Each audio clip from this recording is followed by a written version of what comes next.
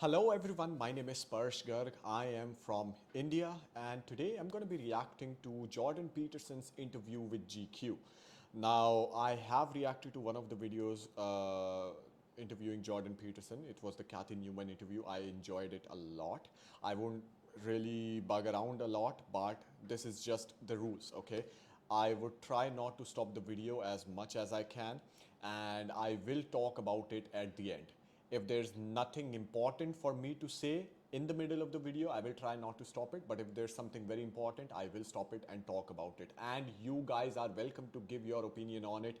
You can basically just say F you to me and I'll take it, okay? But please give me your feedback because I use these things, I use these video as study material, right, for my course, and I would really appreciate it if I can get some feedback about what I'm thinking and whether what I'm thinking is correct or not, and what do you think about what I think.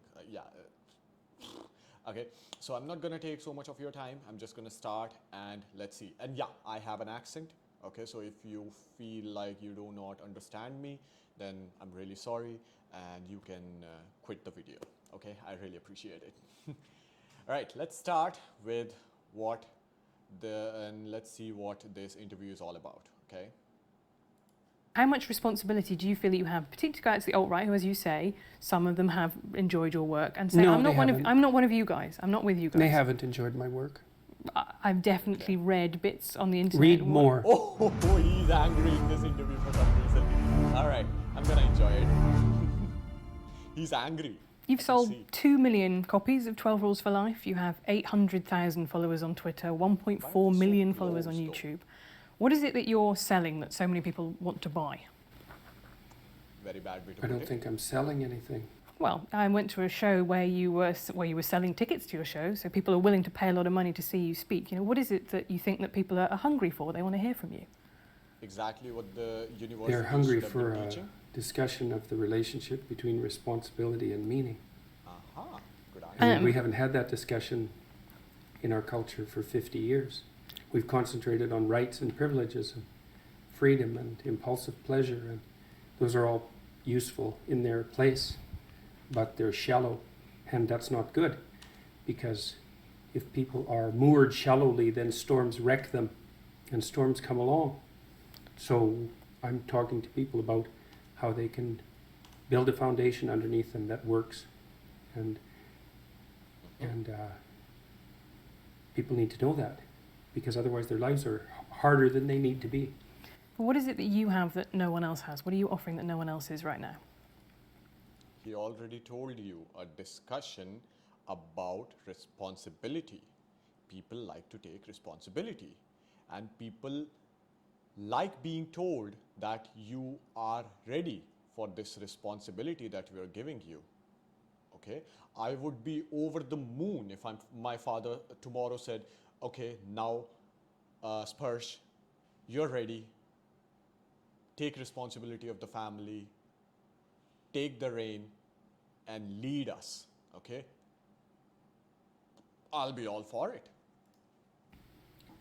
Well, I think that is what I'm offering. That's not part of the public discussion. Exactly. You know, and it's grounded in my clinical knowledge.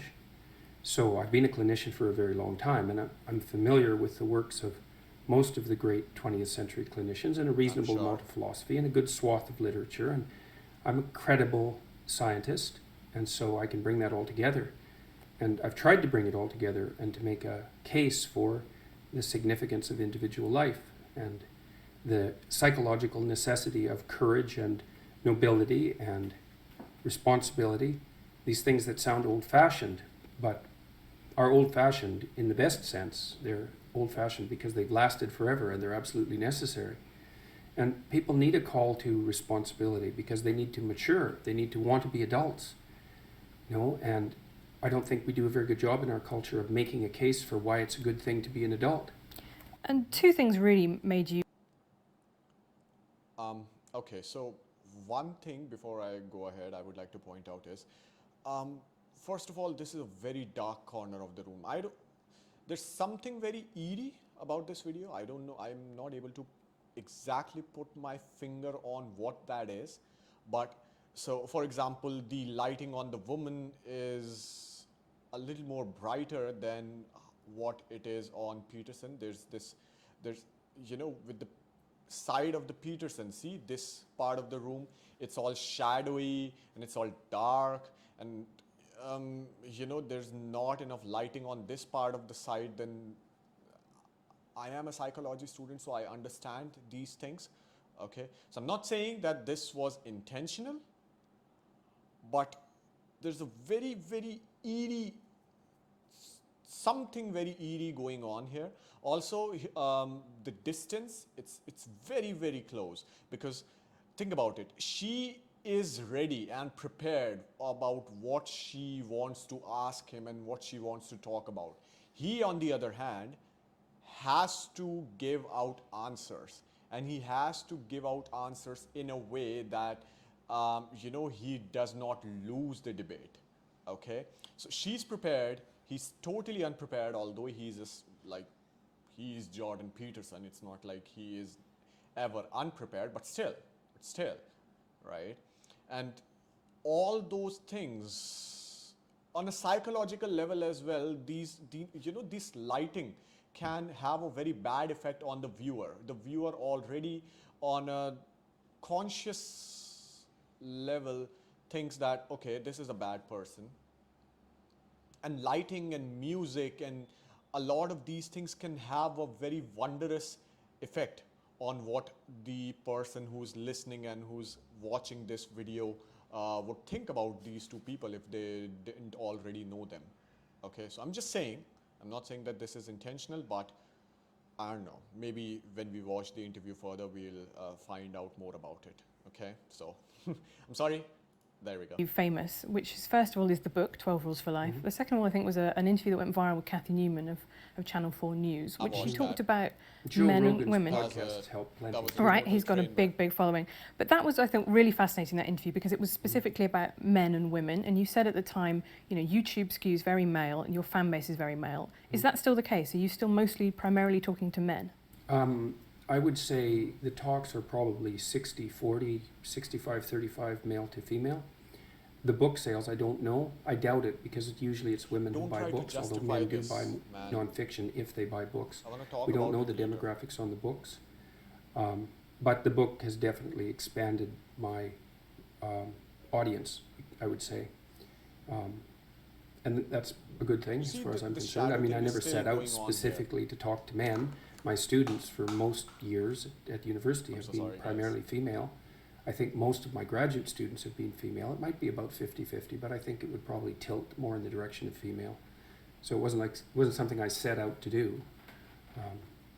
I think, though, that, as I said earlier, well, I can't tell how much of it is merely a consequence of the fact that YouTube skews so male. It might also be something to do with the call to take on voluntary responsibility. I'm not exactly sure why that would be more necessary for men right now. I think it might be because our culture confuses men's desire for achievement and competence with the patriarchal desire for tyrannical power. And that's a big mistake. Those aren't the same thing, even a bit. So, I'm sorry to stop again. So, the moment this question is asked, okay, he should just deny answering this one. Okay, I'm telling you. He should just say, what's so wrong if a lot of my audience skews male? Why does it scare you so much? And why are you so totally opposed to men having a voice for them as well? Okay, someone who speaks about responsibility, someone who speaks how it is okay to be man, how it is okay to have a masculine character. Okay, so there should be a cross question, direct cross question whenever this question is asked. Why do you care? Why does this question even exist? Because when he tries to justify it, okay, when he justifies it, it gives them a chance to, again question his motives about it. When he has no motives except for motivating men and women, okay, everyone who watches his video to grow up, to be an adult, to take responsibility. Okay, so he really should not answer this question. I know he also answered this question in Kathy Newman interview, and I think I said this then as well, but not so articulately. Okay, so now that I've had some time to think about it, yeah, he should not answer that question. Okay, that's a very, it's a wrong question. That question should not exist, and yeah, that's all I have to say. So, and it's For very now, at least. inappropriate psychologically and sociologically to confuse them. So, Well, one of the things I want to come back to is this idea. So that you say in the book, there is masculine order and feminine chaos. no, actually, I say that those are symbolic representations of the two things. Right. Okay. So why? Why is order masculine? What's wrong with that, first of I all? think it's because our primary social hierarchy structures are fundamentally masculine. And that's not the patriarchy. No. Well, it's not the modern. So the perfect answer for that question is no, it's not patriarchy, because masculine traits are not fundamentally owned by men. There are masculine women as well, and then there are feminine men. Okay, men don't own masculinity. In general, if we take 100 men, of course, more than 70% of them would be masculine, would show more masculine traits than more feminine traits. That's the way to say this. But masculine traits are not in the ownership of men. And what does patriarchy mean? It means that men are in control, basically, right? It's the most basic definition of patriarchy. Okay, I'm not going to explain patriarchy. I'm sure if you're watching this video, you already know that. But still, yeah, that question itself is wrong again, because men don't own masculinity. There are masculine women, and then there are feminine men. Okay, so order can be masculine. There's no reason to be defensive about it. Woman, I'm sorry. Idea of the patriarchy, that's for sure. I mean, that's my idea of the patriarchy, which is a system of male dominance of society. Yeah, but that's not my sense of the patriarchy. So what's yours? Well, in what sense is our society male-dominated? Man, I have high The hopes fact for that the this vast majority interview of wealth and is this owned by woman. men, the vast majority of capital is owned by men. Women do more unpaid Some A labour. very tiny proportion of men, and a huge proportion of people who are seriously disaffected are men. Most people in prison are men. Most people who are on the street are men. Most victims of violent crime are men. Most people who commit suicide are men. Most people who die in wars are men. People who do worse in school are men. It's like, where's the dominance here precisely? What you're doing is you're taking a tiny substrata of hyper successful men and using that to represent the entire structure of, I've seen this Western clip, society. actually. There's nothing about that that's vaguely appropriate. But I could say equally well that most rape victims are women. Terrible things happen to people of both sexes. And you could say that with perfect utility, but that doesn't provide any evidence for the existence of a male-dominated patriarchy. Well, It just means that terrible things happen to both genders, which they certainly do. but there are almost no women who rape men, for example. So that is an asymmetry there in sexual violence. Well, yes, there's an asymmetry. Yeah, there's an asymmetry in sexual violence. He fucking just 20 seconds ago, he told you like 20 other things where the asymmetry exists. Okay? Most people dying in wars are men. Most violent crimes happen to men, and a lot of other stuff. Most people who do bad in school are men. There's asymmetry in education. There's asymmetry in violent crimes. There's asymmetry in work culture, basically. But no, those asymmetries don't matter. I'll pretend like I didn't hear anything. This is just what I'm talking about. Women, this is not me being misogynistic, but women tend to say that women, all around the world say that men have selective hearing. No. When it really comes to it, this woman is a prime example of how women in actuality have selective hearing.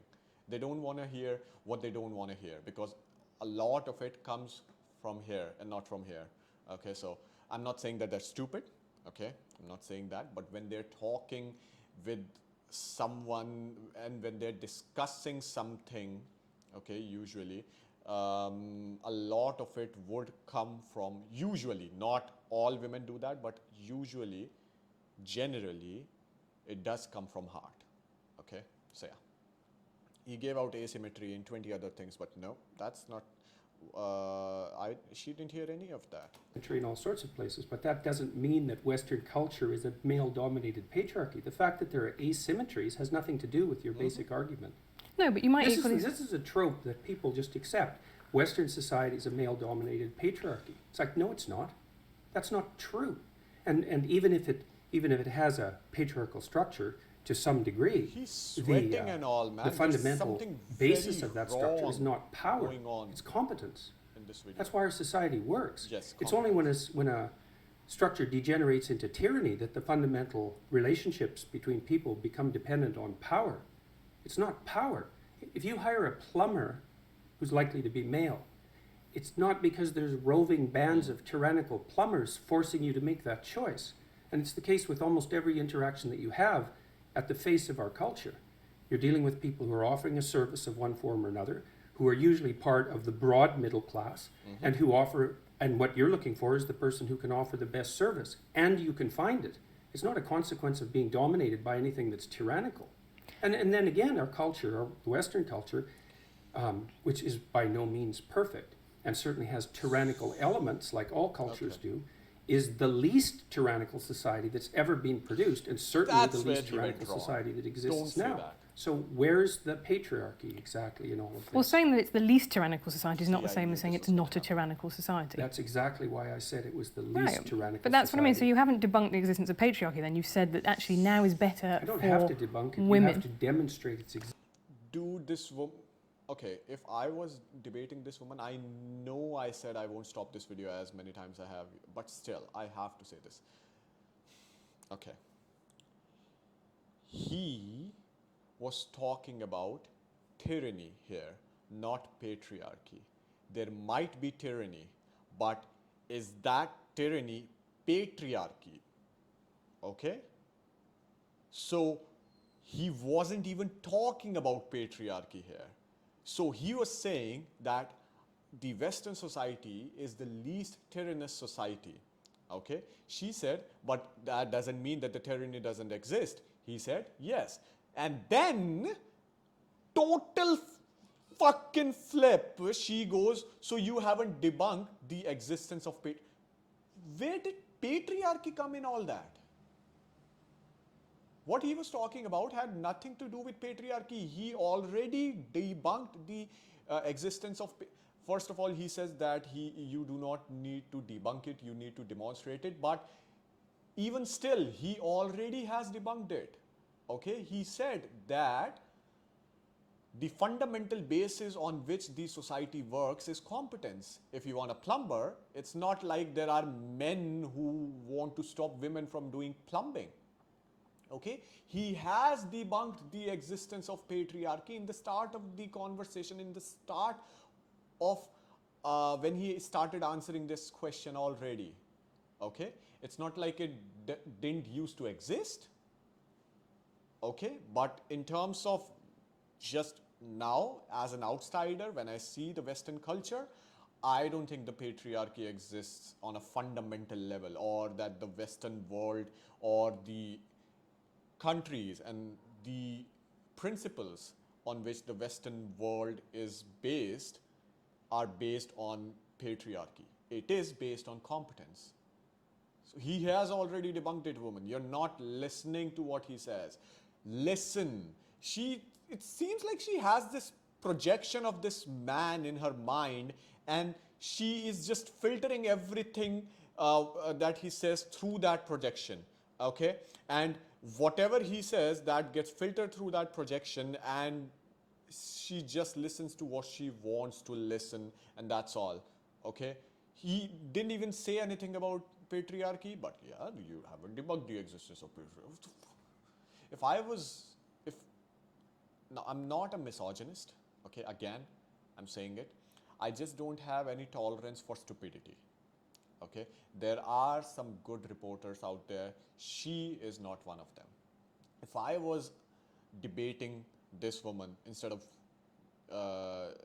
JBP, okay, when she asked this question, when she said that you haven't debunked the existence of patriarchy, I would have gone ahead and said, woman, what the hell is wrong with you? Do you even have a brain? Or is that, all that metal that you have on your face for makeup is just interfering with the electrical signals? What is wrong with you? Why aren't you able to listen? What happened to your ears? Existence. Okay, well, let's go through it. I'm writing a book about feminism in the moment. And You know what? I had high hopes from this interview because a lot of people said that she was very prepared, and she did a lot of research. She sucks, man. She is not a good interviewer, man. until 1919, there were professions that women were barred from. They simply were not allowed to do it. Until 1880s. Why would you blame men for that? Because who was in those professions, who was guarding entry to those professions, What who do you was think worried it- about what do you losing their think it was status that if women What do became you think it was doctors? that emancipated women in the 20th I century? already Just out know of the answer to curiosity. this question. Well, a couple of That's different things. I think it was technology. I think it was the pill helped enormously Okay, so because when it did that- gave when people was that developed? in the 60s. Right, so that And- wasn't 1919. No, but I also Right, think it how was a about series tampons? of legal changes that started in Britain with the Married Women's Property Act, which said for the first time women are full legal beings under the law. They can own property. Mm-hmm. And that to me is a structure that has continued God, throughout this from a woman is time when so women stupid. didn't have the same legal rights as men to now when they mostly do, but culture still lags behind it. I don't think you and I are necessarily talking at such cross purposes. It's just that your conception. You know what? It is. I'm sorry, I'm stopping it again. It is very easy to debunk what this woman is saying. Okay, so she says that women got the right to own property in 1919. Okay, and the culture was not able to keep up. Okay, so it's very easy to debunk what she says. Take out the data after the law was made. How so? Suppose there were only 0 women that were able to own property, okay, before 1919. After the law passed, the graph should go like this, right? It should go like this. Now, check the graph, okay? After 1919 and before the creation of pill and tampons and a lot of other stuff, see how many women were able to own property, and see how after the technological revolution, how many women were able to own property. And the reason that the graph goes like this, I know already the graph, okay? I know the graph already. It goes like this. It goes like this, okay? And the reason that this happened, the reason for that was because for the first time, women were able to work for themselves. Why were they able to work for themselves? Because a lot of biological restrictions that they had on themselves were taken off because of the existence of technology and the services that was provided. For example, sanitized toilets, that was a very big deal, okay? And tampons, sanitary napkins, pill, a lot of these things, okay, happened. So check the graph, it goes like this, and basically it proves that technology in actuality was the reason that women were emancipated from supposed tyranny that was on them, okay, and not the, I don't know, the enlightened feminists of that time. Their policies and the culture that they wanted to bring out had nothing to do with the emancipation of women. I can say it right now. It can be debunked. It can be debunked so easily. I don't know how, if any Westerner is watching this, I don't know how you guys have not figured it out. The data is available. Use it. For God's sake. Don't let journalists like this stupid journalist, okay, don't let these people, okay, be in such high position in journalism. You're not doing yourselves a favor, okay? This is the stupidest interview I've ever seen, and I've only watched it for like 8.5 minutes. of patriarchy, as I see it in the book, is that quite a lot of men are quite nice and they do nice things for women. And No, that's not my conception of patriarchy. Well, And I don't require men or advise them to be nice. Well, Ever. well, you do talk about the guy who's the tampon king, the sanitary towel king of India, I right? wouldn't call that nice. Okay, I would what call would you- that brave. Okay, Did you read about his life when he was trying to develop that? yeah. God, it was absolutely miserable, and he did it anyways. He Right. freed all sorts of women as a consequence. And I That's think that not was nice. That's courageous. That's noble. That's visionary. It's not nice. I think it is also nice. I think it is also something that is, it is honouring your social obligation. There's no social obligation there, women. I knew she was going to say something like that. There is no social obligation for it. If there was any social obligation, a lot of other people would have done it. Does she even know what society and social obligation mean even? I'm not so sure that that's a social obligation. Thank because many you. other people would have done it had it been a social Thank obligation. you. He said what he was Oh concerned God, about. this He saw that his wife was journalist suffering is with so her stupid. monthly period and had to Man, choose she's between so feeding her stupid. family and taking care of herself properly, and I don't chose know to feed her how- family and thought he would do something about that. That goes way past nice, especially given what he had to suffer through to do all the experimentation that produced his eventual technology. So, like, this whole patriarchy thing, I think you have no idea how pernicious and dangerous it is. Well, no, You I know, don't. men I and really don't. women Go on. throughout history have fundamentally cooperated to push back against the absolute catastrophe of existence. A terrible death rate, the probability of chronic starvation, early death, disease, the difficulty of raising children, with all the death that was associated with that, and to look backwards in time and say, well, basically what happened was men took the upper hand and persecuted women in this tyrannical patriarchy. It's absolutely dreadful misreading of history. It's a terrible thing to teach young women, and it's a horrible thing to inflict upon men. Yes. I mean, I absolutely disagree with you. I think that's like saying slavery in the US was actually, most people cooperate. Well, no, you didn't. You had a system where one set of people owned another set of people. And until women got full legal rights, they could own property for themselves, they could work. Essentially, they were owned. They were You're first. attributing their Every word she speaks just makes me hopeless for her. I don't know how she was not trolled. Like, I don't know how and why she was not trolled even harder than Kathy Newman was trolled. Okay? Because at the end of the day, for her, she was only doing her job. Okay? And she was not as prepared, and that interview was on a TV, right? So she didn't have a lot of time, so she had to, make it spicy and everything. The only mistake she did was to play victim at the end of the interview. She could have just said, okay, I know you guys are angry with me, but I had very little time, and I had to make it spicy, and I had to be the quintessential person who disagrees with Jordan Peterson. That's my job. On her part, that was just bad decision and a bad PR. But her?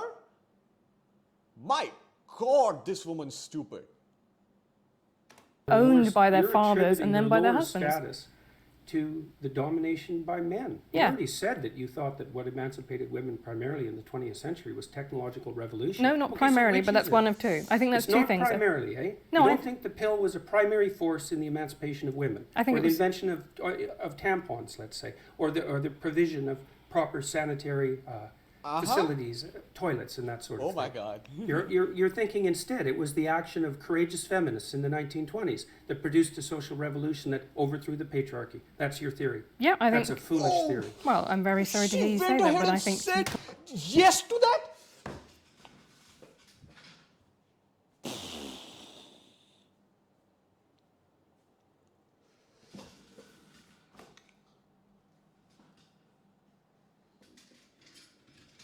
Oh, I don't. Why?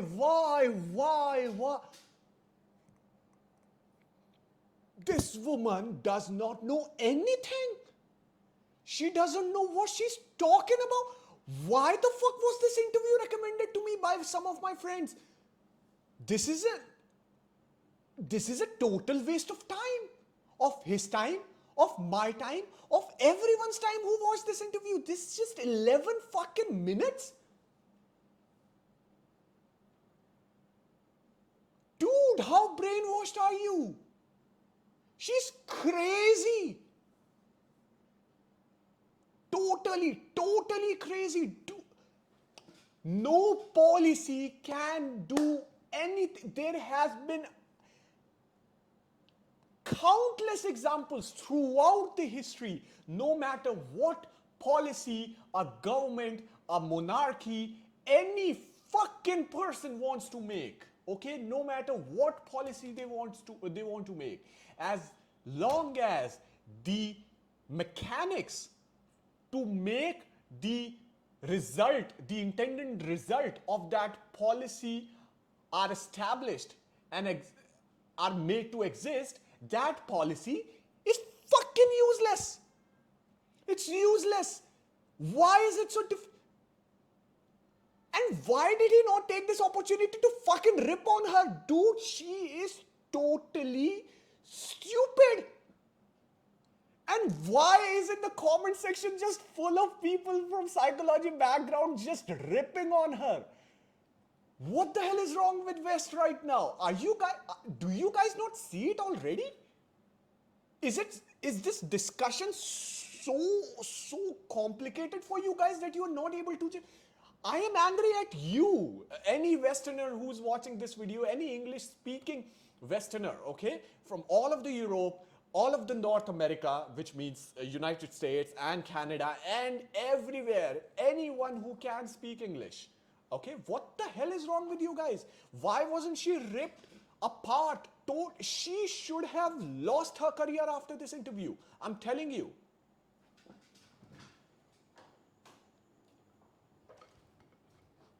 Total crazy town, man. I'm sorry, my cat just opened my door.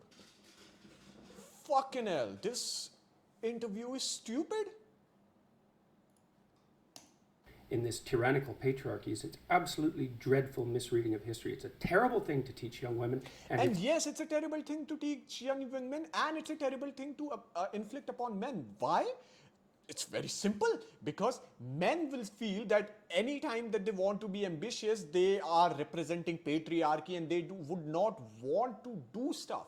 Okay, they would not want to manifest those competitive manifestations, I guess, right? That are very important for the development of the society. And it's a very bad thing to teach women, because women in general will hate the whole other fucking gender. Okay? You have no idea how, when you teach someone about some historical wrongdoings that have happened to him, even though they have not, they get this victim mentality. This is so wrong. You should not teach this. Okay? One, you should not teach this. I already told you why you should not. And second, it's a total blatant lie that your politicians use to take votes from you. Why is it so difficult to understand? It's a horrible thing to inflict upon men. I mean, I absolutely disagree with you. I think that's like hate saying her. Slavery in the US was actually, most people cooperated. Well, no, you didn't. You had a system where one set of people owned another set of people. And until women got full legal rights, they could own property for themselves, they could work. Essentially, they were owned. They were first owned by their fathers and then by their husbands. Status to the domination by men. You Yeah. already said that you thought that what emancipated women primarily in the 20th century was technological revolution. No, not Okay, primarily, so but that's one of two. I think that's it's two not things. primarily, eh? No, You don't think the pill was a primary force in the emancipation of women? I think or it the was- invention of tampons, let's say, or the provision of proper sanitary facilities, toilets, and that sort Every of thing. word she says You're thinking full of, instead it was the action of like- courageous feminists in the 1920s that produced a social revolution that overthrew the patriarchy. That's your theory. Yeah, I That's think. a foolish theory. Well, I'm very Yes. sorry to hear you say that, but I think, to quote you in the Kathy Newman interview, I think it's a multivariate, right? I think there are lots of different things that all contributed to Well, women then getting let's full not rights. be assuming that Western society was a Say no to that. No, it's not a multivariate thing. The graph for that is perfectly clear. What the hell is she talking about? Say no, man. And I know for a fact that this interview is rigged, man. There's this eerie thing going on in this interview. I had to close my gate. I'm really sorry, but I'm wearing this mic so you guys will be able to hear me correctly. There's some very eerie things going on in this interview. The dark thing, whatever I said in the start of the videos are all true. He is in so much stress right now.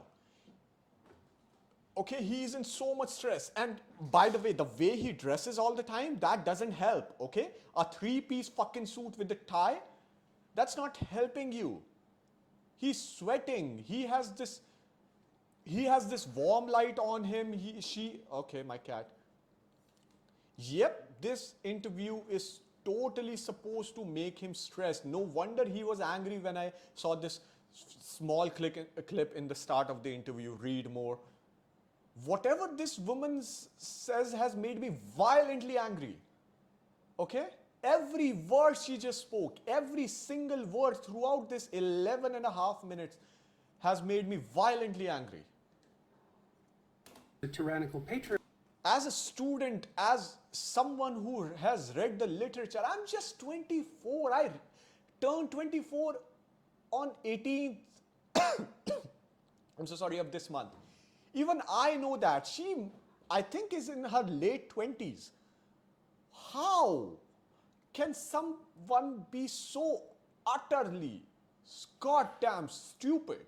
Well, no, that's one of them, and then other things happened as well. So you have the pill, you have the dishwasher and white goods, labour-saving devices in the home. I think all of those were really important. But you also have things like campaigns for the vote. Yes, you also have things like that. No! Yes. So how, when in a system that existed in England until 1918, when why would you even want to look at history like that? Okay. Let me just explain my no there. Okay. Yes, campaign of votes and everything did happen, and you know. A lot of other stuff, these campaigns and these activisms, okay, these things happen.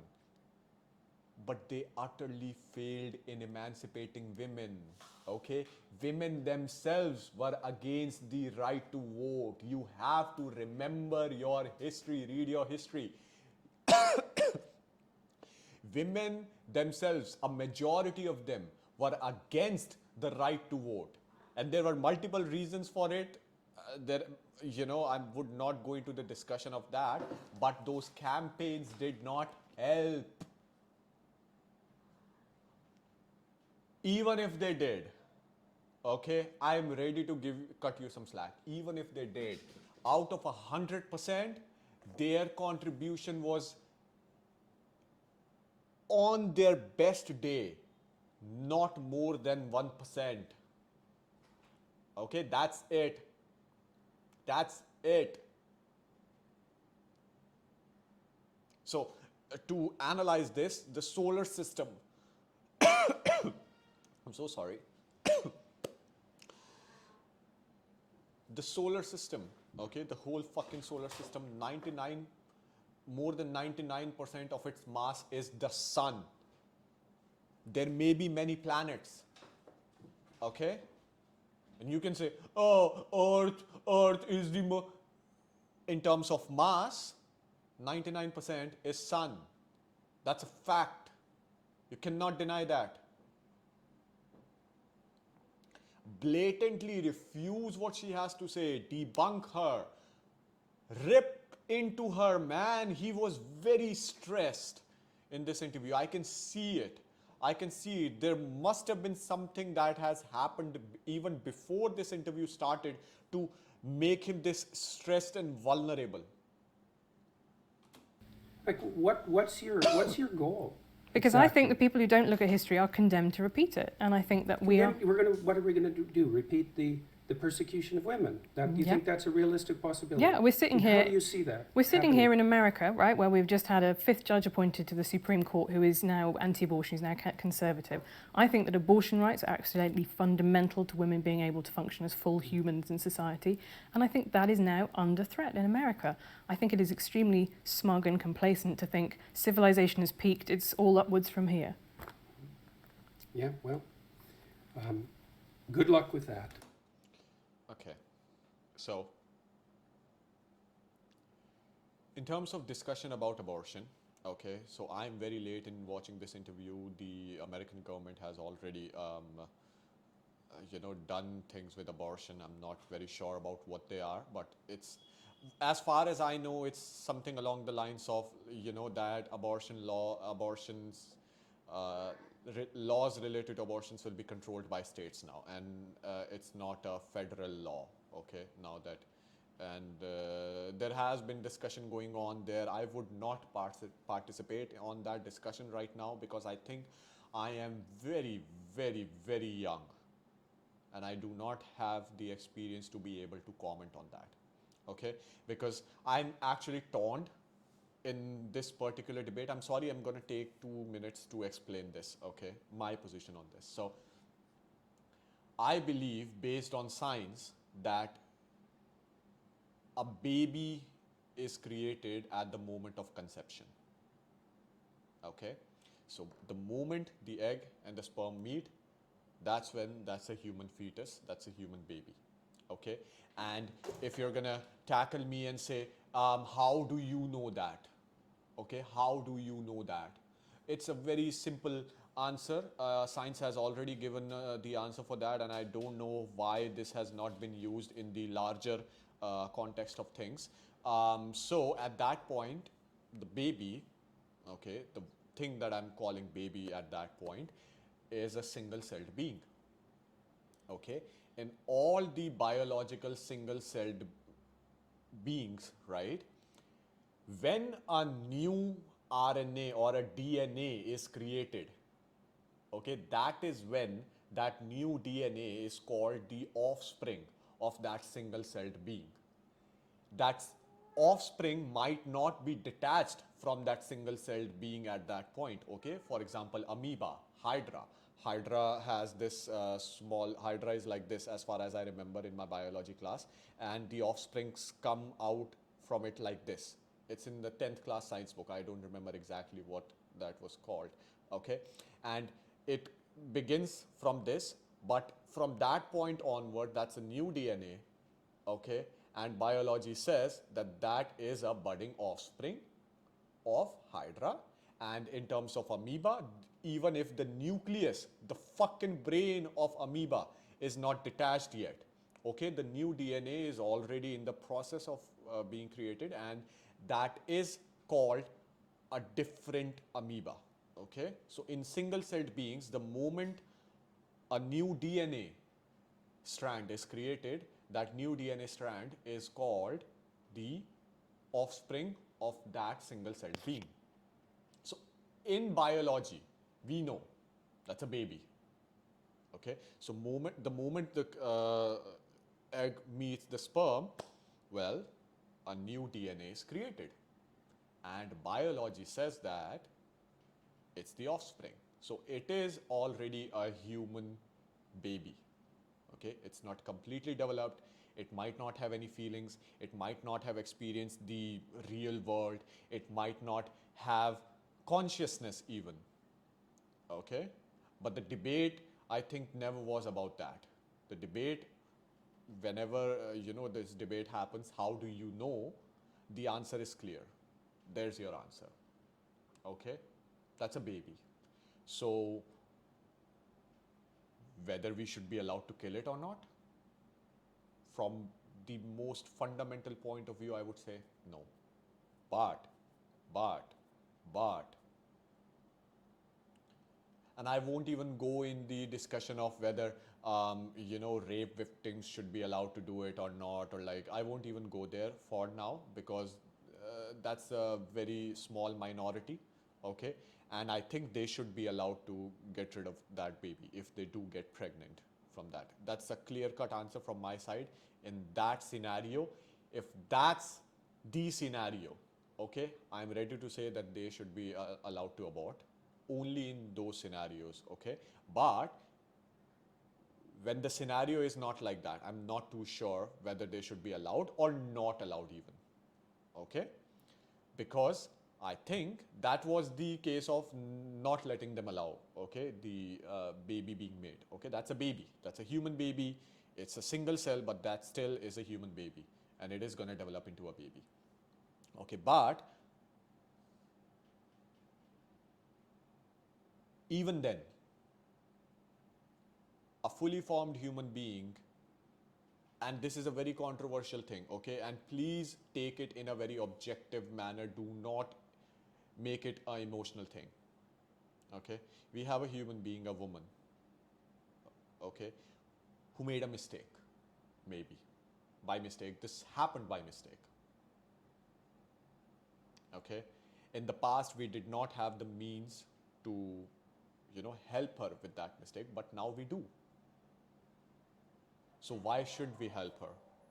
Why should a human being that is already on this planet, okay, the other one is also on this planet, but they have not experienced it, and all those things, all those things that I already said, okay, that's a single cell, even after 3 to 4 weeks. So I'm not sure. In that scenario, for the benefit of the woman who is already an adult, hopefully, I also think that she should be allowed to have an abortion. But so yeah, I'm very confused and I'm very young. I don't have the experience. So I don't know what to say in that regard as of now. I'm sorry I had to stop this interview for so long, but this was something that I really had to put out. Okay. So yeah, there we go. I suppose. It's a living. There are lots of people who agree with me. There are lots of people clearly who agree with you. I wanted to. No, there are just a lot of people, I would say, who are coming to listen to what I say because they're sick and tired of having their desire to move forward in the world and to achieve something and to take their place as adult males, let's say, who are under the weight of accusations that their ambition and forthrightness is a manifestation of something that's fundamentally tyrannical. They're not happy with that. It's not doing anyone any good, and it's also not true. It's really a terrible thing to do to young men. Thank you very much. And it's happening all the time. That's why they're bailing out of universities like mad. There won't be a man left in the social sciences in 10 years in the universities, and it's no bloody wonder. It's an unhospitable place, and it's unhospitable precisely because of this doctrine.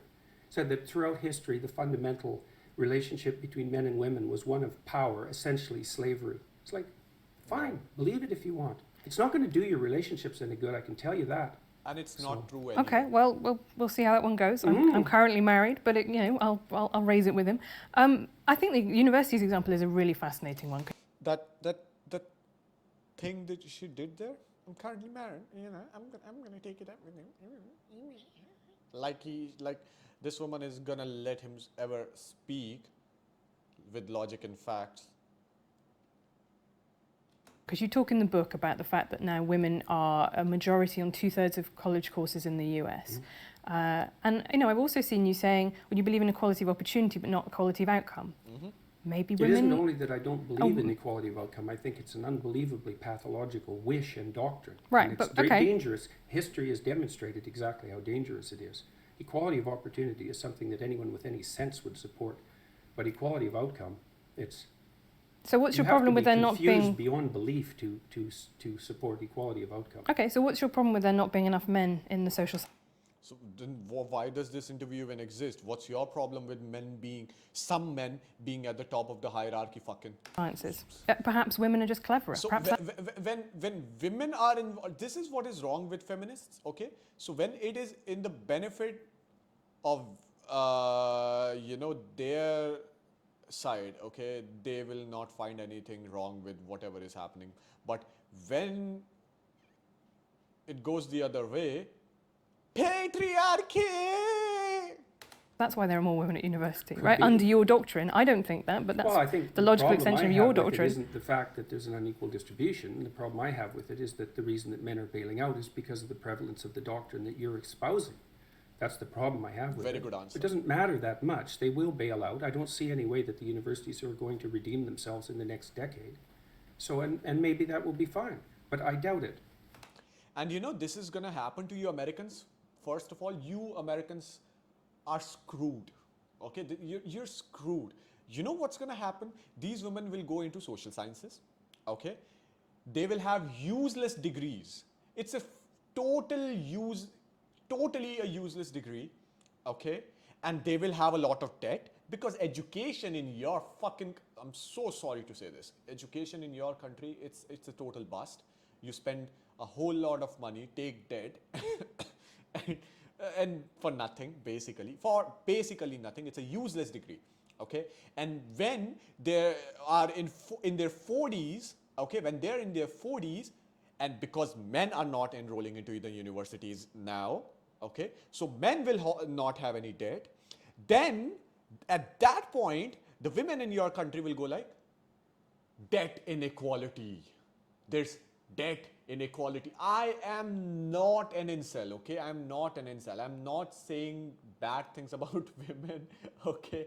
I just want to say that please, girls, okay, if any girl is watching this, I'm truly very sorry for the kind of, you know, brainwashing that you've gone through for your entire life, okay? The kind of things that they're teaching you, okay? And if you're in social sciences, I'm really sorry. And if you're a man, I'm really sorry for you too, because that's a useless degree. It's a totally useless degree, okay? And then, you know, when they're in 40, 10 years down the line, university system is just, in United States, university system is gonna go belly up, okay? And then women will scream that there's a debt inequality. And a lot of these people, not only women, a lot of social sciences people will say there's the debt inequality. A lot of people had debt from a failed system that they were told that you go there and, you know, you will have a job and you will be happier and you will be more qualified for stuff, but they were not. And a lot of people that didn't go to the college are making a lot of money, and that money is their own. They don't have to pay debt, and there's a debt inequality. So tax them, fucking tax them as well. Okay, so there's no end to that. There's no end to that. There's always, you know, politicians will always want to play, especially American politicians will always want to play with the victim mentality of the people. They always need new victims, okay, to garner more votes. This is all that it's about. It's all about votes. As simple as that. So yeah, this is going to happen to That you seems guys. extremely pessimistic when the numbers of people going to university just generally are going up. Yeah, well, that's not going to last for very long. Yes. Why not? It's not Because going to it's last. too expensive, and the universities are doing all sorts of things There that we go. acceptable. Mostly racking up the price, ratcheting up the price. So, and decreasing the quality of what they're offering, and playing into the hands of the people who are ideological acolytes of the identity politics routines, Exactly what and I playing said. postmodern stunts and pushing neo-Marxism and all these things that are characteristic of the social sciences and the humanities primarily.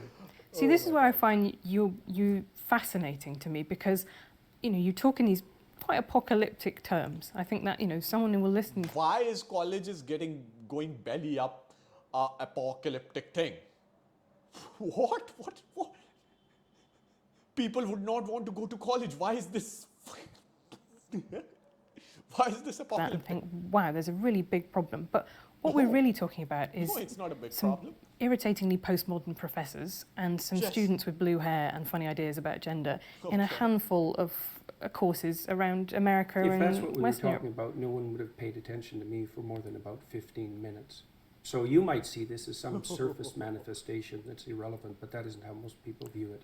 Ah, It's certainly okay. the case, too, that this identity politics battle of ideas was a determining factor in the last American election. He seems If thirsty Hillary here. wouldn't have played identity politics, played cozy with the identity politics type, she would have kept the working class and she would be president now. So these aren't trivial issues by Okay. any stretch of the imagination. It's not just I'm some thirsty. kids having a decent time while they're being creatively rebellious at university. It's a much deeper problem than that. The doctrines that I'm opposed to are predicated on, well, one assumption they're predicated on, it's probably the primary assumption, is that the best way to view history is as the domination of a tyrannical male patriarchy, and that's true also particularly of the West, which is a doctrine I find absolutely unpalatable and historically absurd, biologically ridiculous, and ungrateful, among other things. Who's, I like- who's ungrateful, sorry? Thank in that? you. Who is being ungrateful? Look at what you have. Right. You live in the best society that's ever been created. You know, I was reading about some Indonesians. Hang on, do you mean me as a woman or me as a I mean 21st us. century person in the world? I mean us, yeah. I mean, I'm You, incredibly grateful for what I have, but to me, the Okay, so you are grateful for what the historical patriarchy has provided for you. Is that what she's saying?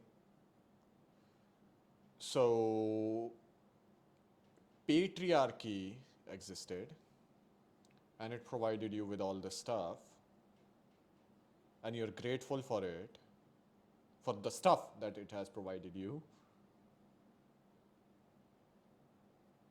And at the same time,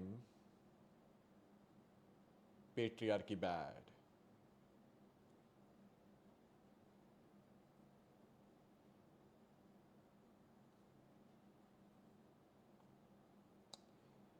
I'm trying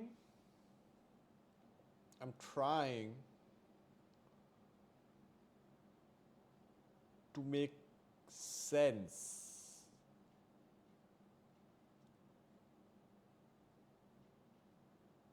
Yep, I'm not able to. This woman is stupid. Okay, so how can something, patriarchy is bad, okay? I'm not denying that. But if it is bad, how come the result of it is good? How come you are grateful for the things that a system based on patriarchy, tyrannical patriarchy, has provided you with? Either you are grateful for that system and you're grateful for patriarchy, which I'm sure she would not say. Oh, she said it, so. Yeah, her brain is a total fuck. Okay, it's a total, it's a ball of threads. Okay, and everything is connected to everything, and nothing makes any sense. And how project is of it politics a is construction of a tyrannical patriarchy? You're grateful for the productions of a tyrannical patriarchy. How does that make sense? because I think life is good. I think it could be better. That's what being fine. a progressive That's a perfectly means. reasonable proposition. But I guess But you. that isn't commensurate with your claim that you're the beneficiary of a tyrannical patriarchy. Can't even bear Why to not? watch. So I'm How just can gonna it be listen. good if it's the consequence of a tyrannical patriarchy? Tyranny isn't good, is it? I mean, that's the definition of tyranny. Something that isn't good, and yet it's produced all these things that you're grateful for. Like, doesn't that contradiction bother you? Where did what was good come from? Whereas, well, I think I'm benefiting actually from a lot of things that I don't support, that are unearned privileges in my life. I think that Don't benefit from them, okay? Just it's an unearned privilege, and she's against the unearned privilege, okay? Resign. absolutely true. Like your job? Like I have a very good job. I had a loving family Quit. who well, I don't think that's going to do the world any good, is it? That's a hell of a fine rationalization for your privileged position. Oh well, fair enough. But if You could trade it off with someone who's less privileged. I could. Be a start. I could do that, but I don't want to, and I won't, and I don't think Why I should be not? expected to. Aha! Okay, I would not, and I won't. I should not be expected to. Wow. Okay, so now that you are not a victim, it's a bad thing, but it is okay to demonize a whole other gender that is not you for. Okay. So now that it is about you, you should not be expected to resign or provide your position to someone who is less fortunate than you, and you should not be expected to, and you would not. But men should be expected to feel ashamed and feel all these complicated feelings that you make them go through because of the doctrine that you have in your universities. This woman is digging her own hole, and she does not. Why was she not? I have to ask you this. Why was she not trolled even more than Kathy Newman? I failed to comprehend this. Maybe the reason for that is because this interview was not as spicy.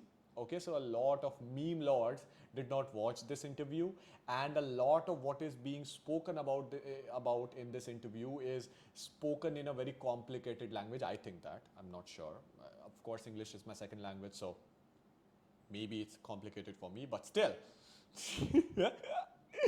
Man, if I was watching this interview and I was the CEO, I don't know, of GQ, and I had even a teeny tiny bit of sense in my head, I would have fired her. Okay? Why not? Is it okay for you to occupy a position of privilege in the patriarchal tyranny? And if it is it because you're female? Or is it just because it's convenient? Well, let me tell you my political philosophy. I guess I'm a social democrat. So what I believe is that you should, if you have a good life, you should try and pass that on. I believe in a progressive redistributive tax system, for example. It was once said by Lord Mandelson in British politics, you know, New Labour was okay with people being filthy rich as long as they paid their taxes. Now, I'm kind of less okay with people being filthy rich. But what I do, filthy rich. Well, I think I would leave that You're to... probably in the top 1/10% of people who've ever lived on the planet. That would constitute filthy rich by historical standards. Okay, but I'm not so sure that I'm where going is the to line exactly? be able to help the Neanderthals at this point, really, by giving up some money. But this is my point, is that what I believe is... If you're an American, you're already in top 1% of being rich. So, you know, I don't mind getting some money, okay? I mean, here's my PayPal link, okay? I don't mind. I'm a brown person from a third world country. Okay, so yeah, if this is how it works, then fucking A, I support this woman. Go ahead, send me money, okay? I appreciate you. I believe in a structure in which people who have had a good life and had lots of advantages should pay that. I don't want your money, okay? Please don't send me money. This is just education, studies, okay? I use this for studies. I'm not even going to use this for studies at this point. This is just, entertainment. Back, pay that forwards, which I think is the message that you preach as well, right? You have responsibilities. And if you've had, like us, a lot of advantages in life. Civilization as a tyrannical patriarchy. But it's not purely a tyrannical That's patriarchy, for sure. is it? It's purely not. Right. And that's exactly the issue. But why because would you deal with moral when you describe it as a absolutes anyway? tyrannical patriarchy, then you make a case that it's purely that. And that's exactly what's ungrateful. Finally, he got her. Why It's not purely that at all. Why It is has saying its that something corrupt has elements of this made the same as it is said. purely that? That isn't what's being Exactly. said. Merely to define it as a patriarchy implies unidimensionality. And to insist that that's also tyrannical doesn't offer a balanced viewpoint at all. Well, I think that's probably where, your disagreement comes with this, which is because I do not see it in that way. I do not see that as univariate at all. I see it as one Then element why of call many. it a patriarchy? Because it describes an overarching structure. Does it? Yeah. What if the patriarchy is fundamentally composed of women? Is it still a patriarchy? No, that would be a matriarchy. Would it? So let's say we take a patriarchal structure, like the medical profession, and we fill it primarily with women. Is it then a matriarchal structure? What makes it a patriarchy to begin with? Is it the hierarchical structure? Is it the fact that it's mostly men? Is it the sociological structure? Or is it the fact that it's mostly men? Well, I think that's really interesting because male primary school teachers, for example, only 15% of them are men. And I interviewed some of them for my book. And you know what? They report exactly the same things that women do in male-dominated offices, right? They say, people have conversations that I feel excluded from. I feel stigmatized, like I shouldn't be here. People look at me askance when I say I'm a primary school teacher and I'm a man. You know, they kind of reel back. We all make those implicit associations. So if it is a structure that's dominated by women, then it's also a tyrannical patriarchy. I think in that case, then men have a way of, they should be able to complain about the fact that... Say a yes or a no. You're already saying it, girl. Okay? It's not a matriarchy even then.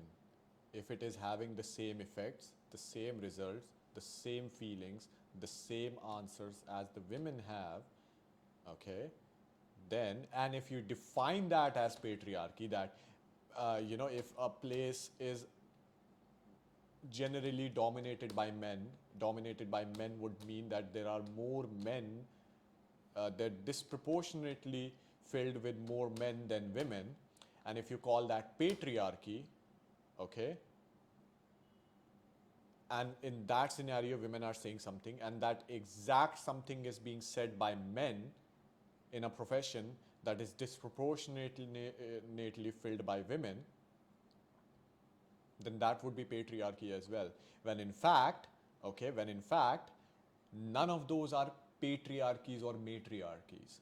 It's just, he said it in the start of the interview, it's competence. If there is a place that is filled more by men, okay, for example, a lot of sciences and a lot of, what do you call it in USA, STEM related fields, there are men in those fields because men are more interested in things, generally, not always, okay?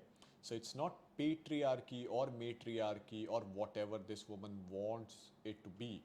It's just that more men are interested in that particular field and more women are interested in some other particular field. It's just that, it's competence. If more women are interested in that field, more competent women will be available in that field, and because more competent women will be available in that field, more women will fill the roles in that field. It's as simple as that.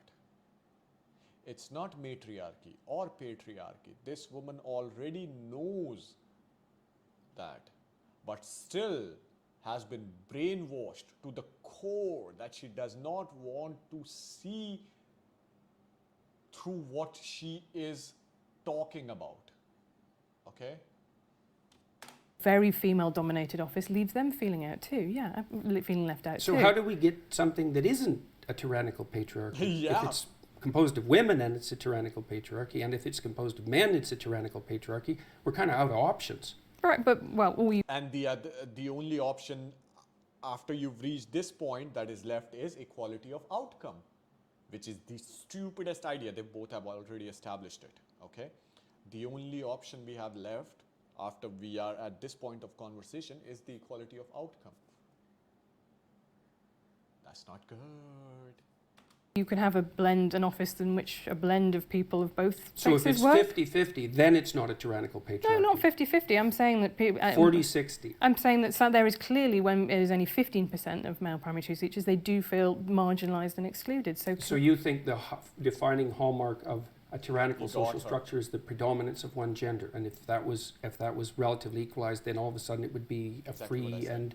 and open institution. I don't think that male primary school teachers are being tyrannised. I You do got think they are being marginalised, and I do think that they feel excluded and stressed So what do you do by about that. that?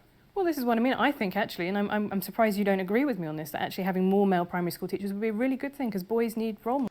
Yeah, it would be good, but how do you get that if more men are not interested in that? She does not know, but she's making a case for equality of outcome. This woman has no idea what she's talking about.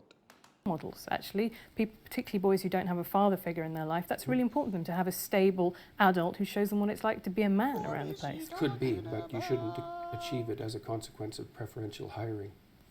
No, I don't think it would necessarily need to be preferential hiring. I think it would What? it would Then? probably be about making that job, breaking down the stigma to entering that job. I think teaching is a really interesting example. It was seen at the turn I of. worked in daycares when I was 18, 19. Right. You know, there were no men in it. And how I did that liked make it a you lot. feel? I love बहन जो चूतिया है यार ये औरत. I'm sorry, I went into Hindi.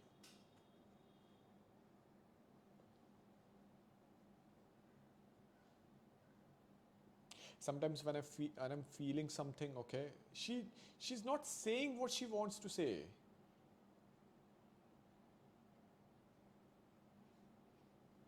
And he got her good. Okay, even when he's stressed, he got her good. It took him some time, but he got her good. loved it. Yeah. You know, the kids, I used to wrestle with the kids, which of course can't do now because everybody knows that that would just be a catastrophe. And I used to draw them pictures of monsters and they'd line up for that. And I liked working with kids quite a lot. And I didn't care whether it was female dominated. I've been in female dominated my professions my whole life. Right. I I think. haven't felt marginalized as a consequence. Well, then you have been lucky, and I have talked to Maybe. people who have Might be luck. the opposite. Might be careful conduct as well. Explain that more to me. Well, why would you assume that it would be luck? Well, if I say that, there is a statistical analysis and I've talked to a broad range of people, and, you can always expect outliers at either end. Some people have had a really terrible time, some people have had a really brilliant time, Yeah, well, everybody else in the middle. one of the things that I've strived to do is not to become resentful. Well, okay, that's very good. I have to say that your Twitter feed does not give me that impression. You come across as somebody who takes criticism very much to heart. Is that true? Okay. I don't think you have any grounds for that suggestion. I mean, you've seen my interviews online. If I was someone who took criticism at heart, I'd be in a lot more trouble than I am now. In what way? Well, I've been criticized endlessly for 2 years. I've been in scandals. I've probably been in, I don't know how many scandals in the last 2 years, and had unbelievably contentious interviews with journalists online, on TV, on radio, in podcasts. If I was someone who couldn't tolerate criticism, the evidence for that would already be clear. Twitter is a strange social network. I've kind of pulled myself away from it. So it's not an easy place to conduct yourself with as much grace as you might. And I think it sort of rewards impulsivity because maybe it's because of the constraint on characters or something like that. So I think that people tend to show their worst on Twitter, and some of that's a consequence of Yeah, this should have been the answer, okay? The answer should have been, I mean, come on, it's Twitter, okay? People tend to be the worst. People tend to show the worst side of themselves on Twitter.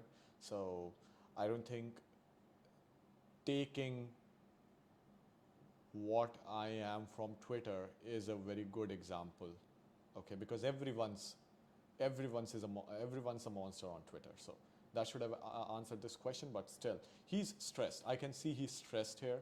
Something is very wrong here.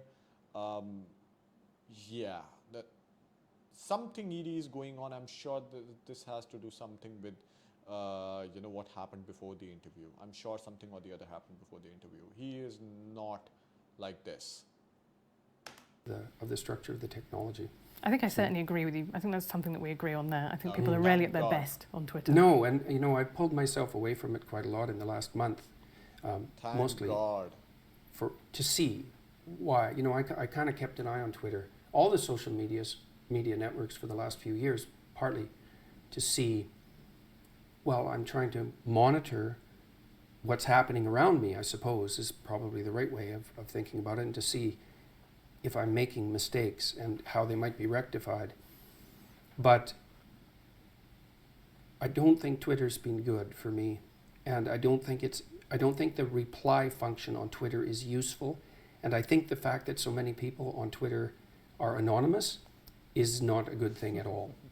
Do you think you'd be less angry if you went on Twitter? That's something I think quite a lot. I would come into contact with less things that annoyed me on a daily basis. Oh, I think there's no doubt about that. Yeah. I think that's definitely the case. And I've talked to other people who've pulled back from Twitter and experienced the same thing. I don't know what it is exactly, but there's something about Twitter that seems to really heighten the desire of people to be provocative.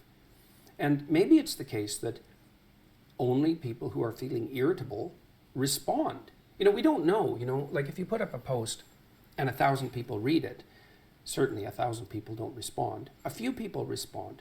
Well, maybe it skews way over to those people who had a bad day. Like, we have no idea, right? Because it's a communication channel that no one understands. We're not evolved to understand it. We're not evolved to use it. We can't interpret. So the reason I'm always looking on the other side as well is because I have my OBS on the left side, okay, and I just want to make sure that everything is getting recorded and you guys can hear me and everything. So don't mind me, even on that screen I can see the interview, okay? So if it is annoying you, I'm really sorry. I'll try my best to keep my eyes on the front, okay? So, yeah.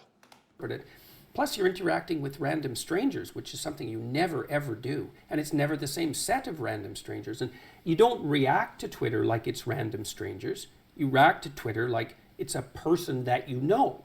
And it isn't. You write in 12 Rules for Life about having had violent impulses that you didn't act on. And I think in Maps of Meaning, you elaborate on that. You say you fantasize about stabbing a classmate in the neck. And you're very clear about the fact that you never, ever thought that you would take those seriously. But it just does make me think whether or not, are you somebody who thrives on anger, who finds anger to be something that they need in their life, that they find motivates them to do the things that they need to do? Those are two different questions. Okay, That's you can Right. answer them both. One is whether I That's the worst thing that anyone can say about anyone else. thrive on it, and the answer to that is most certainly not. So I actually don't like conflict. It's Then very how hard have you on ended me. up doing this as a job, which is arguing with people, right? Just because no, that's not my job. It's not to argue with people. Yeah, he never signed up to argue with people. Okay, he was just doing his job as a professor, and media, pulled him into this. So yeah. Okay. So my job is to not do things that I don't think I should do. Right, and my government made the mistake of assuming that compelled speech was acceptable as long as it was motivated by hypothetical compassion. And that's not happened for me. So I made that point. It wasn't because I wanted to or because I enjoyed it. I don't really like conflict. I'm actually a rather agreeable person, which is partly why I'm a clinician. And so I find the constant conflict exhausting. But that's not the issue. You're not morally obligated. You're morally obligated to do things other than that which you like. So now I really do enjoy the lecture series that I'm doing. And the reason for that is that it's not political in its essence.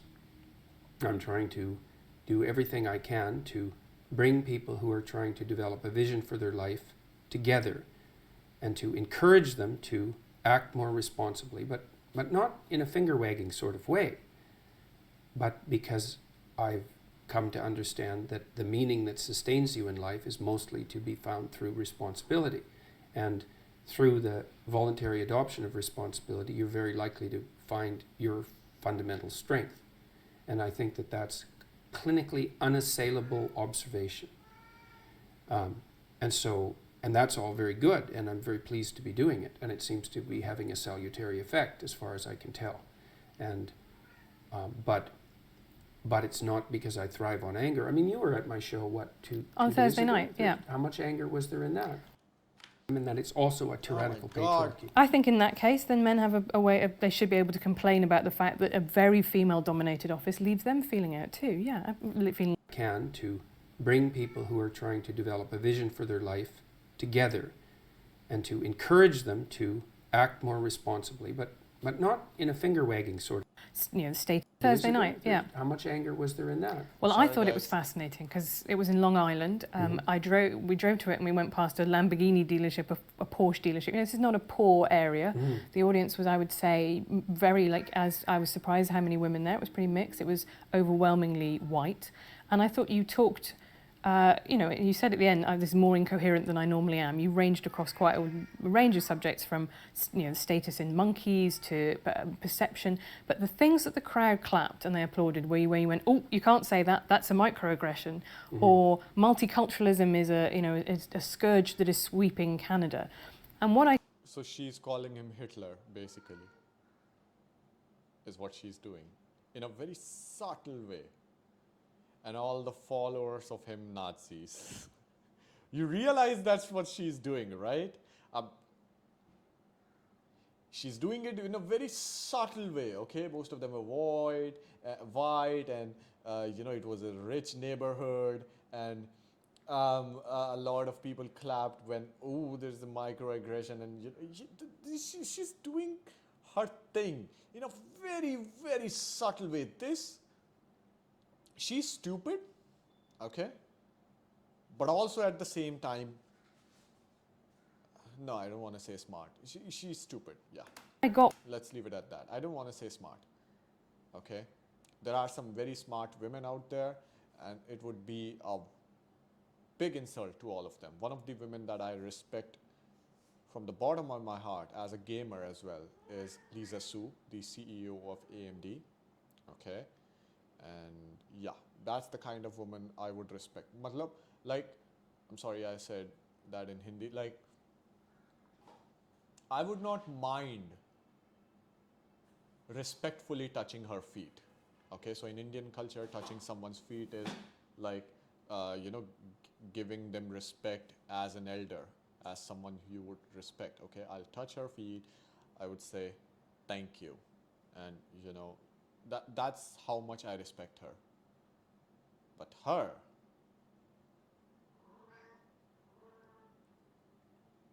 What was the strong No, sense? that has swept Canada. Okay. Well, what I got was a very strong sense of people whose I lives. never said that it was a scourge that swept Canada either. I wouldn't have said that. Okay. Well, certainly I will go didn't back say and check that. your exact wording of what you said, but you definitely. I'm not in favor of it as a fundamental doctrine, Right. Okay. but I So. don't think it's a scourge. So I wonder if you and I mean the same thing when we talk about multiculturalism, because you have a First Nations room in your house, right? You have a lot of First Nations stuff.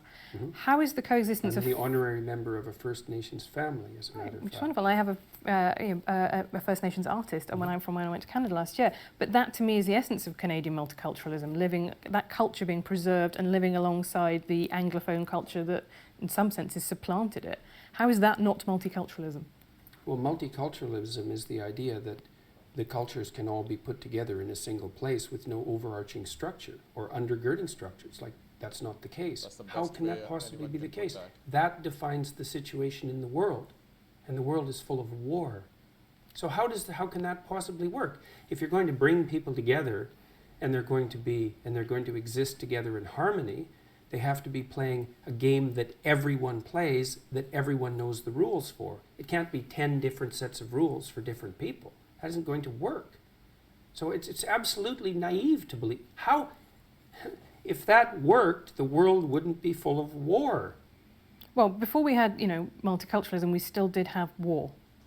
In fact, war No, is, as Steven Pinker, I'm sure you read what Steven Pinker says, this is the least violent time in human history. So Yes, something well, that's is a consequence is of working. the patriarchal tyranny. Well, if you think that the patriarchy's been eroded over the last 100 years, maybe that's what it's down to. Maybe you could give some credit to it for that. I actually didn't say that the patriarchy had been eroded. Well, because you don't believe it exists in the first place. Fair enough. But my definition of multiculturalism is citizenship-based, right? So you can be both Canadian and First Nations. You can be both Quebecois and also Canadian. Yeah, but that means that everybody in the multicultural milieu is one thing and another. Right. But they're all one thing and another. Yeah. Yeah, well, our that's Prime the- Minister said, well, there is no Canadian identity. It's like, well, okay, what is it that unites us? Well, Well, let- so I'm sure he's talking about Trudeau, and we also in India, if you guys don't know, we say Justin. So this is the biggest insult that anyone can give to Justin Trudeau. We call him the Rahul Gandhi of Western nation. Okay, so Rahul Gandhi is one of the prime ministerial candidate for one of the political parties here in India. It's called Congress. I know in USA the Congress is like the whole I think parliament thing, okay? But in India, Congress is a political party. It's the name of a political party, not the system, basically, right? So in that political party, the prime ministerial candidate is Rahul Gandhi, and he's called the Pappu, okay? So if you guys don't know, Pappu means basically a monkey or a stupid person, someone who has balls for brains, okay? And yeah, so that is exactly why there's a decline. That Rahul Gandhi being the prime ministerial candidate is one of the biggest reasons that Congress party is in decline in India. Okay, so we call Justin Trudeau the Rahul Gandhi of Canada. So that should give you some context about what we think about Justin Trudeau. So yeah, I just wanted to put it out there. nothing. We all protect our cultures. It's like, well, So the statement that I'm sorry, the reason I put it, I stopped there was the same thing that Justin Trudeau said in, I think, when this interview was made in 2018, something along those lines only, right? Something just like that was very recently said by Rahul Gandhi. I don't remember exactly when, but he said that India is not a nation. India is a partnership between states. Okay, so India does not have its own national identity. It's all the states coming together and in a partnership, and there's no national identity for India. So, just going ahead and like saying the stupidest thing ever and thinking that, oh, I did a master stroke, and that this is what it brings you down to, okay? Just saying stupid shit without realizing that you're saying something very, very stupid and that is gonna have some very bad ramifications for you. That's what Justin Trudeau did in 2018, and that is what Rahul Gandhi did very recently. So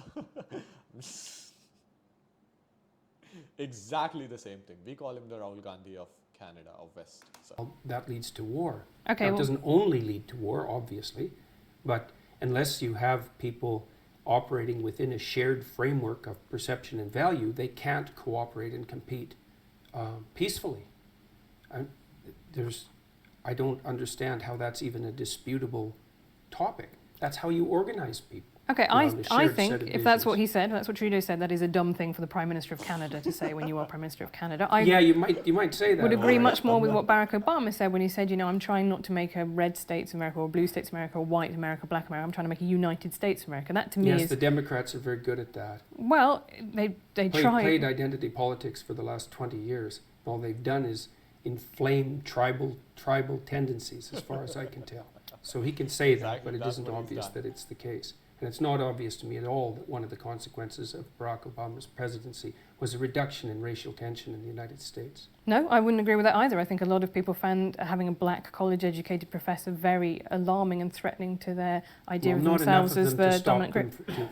to stop them from voting for him twice. No, that is very true. But again, It's fundamentally true, right? It's really the crucial issue at hand here. no, but he built a big coalition of white, well-educated liberals and people of colour. I mean, that is the Democrat Well, electoral. how do you explain the rise of racial tension in the United States then? Well, I think it's caused by a lot of things, not least of one of which is the Republican Party inflaming it. You talk about the left playing identity politics. I think the right play identity politics all the time. The right doesn't dominate the universities. No, And but it people dominates. talk, But for Donald example, Trump is president, so and realistically, Donald Trump is hardly a typical Republican. no.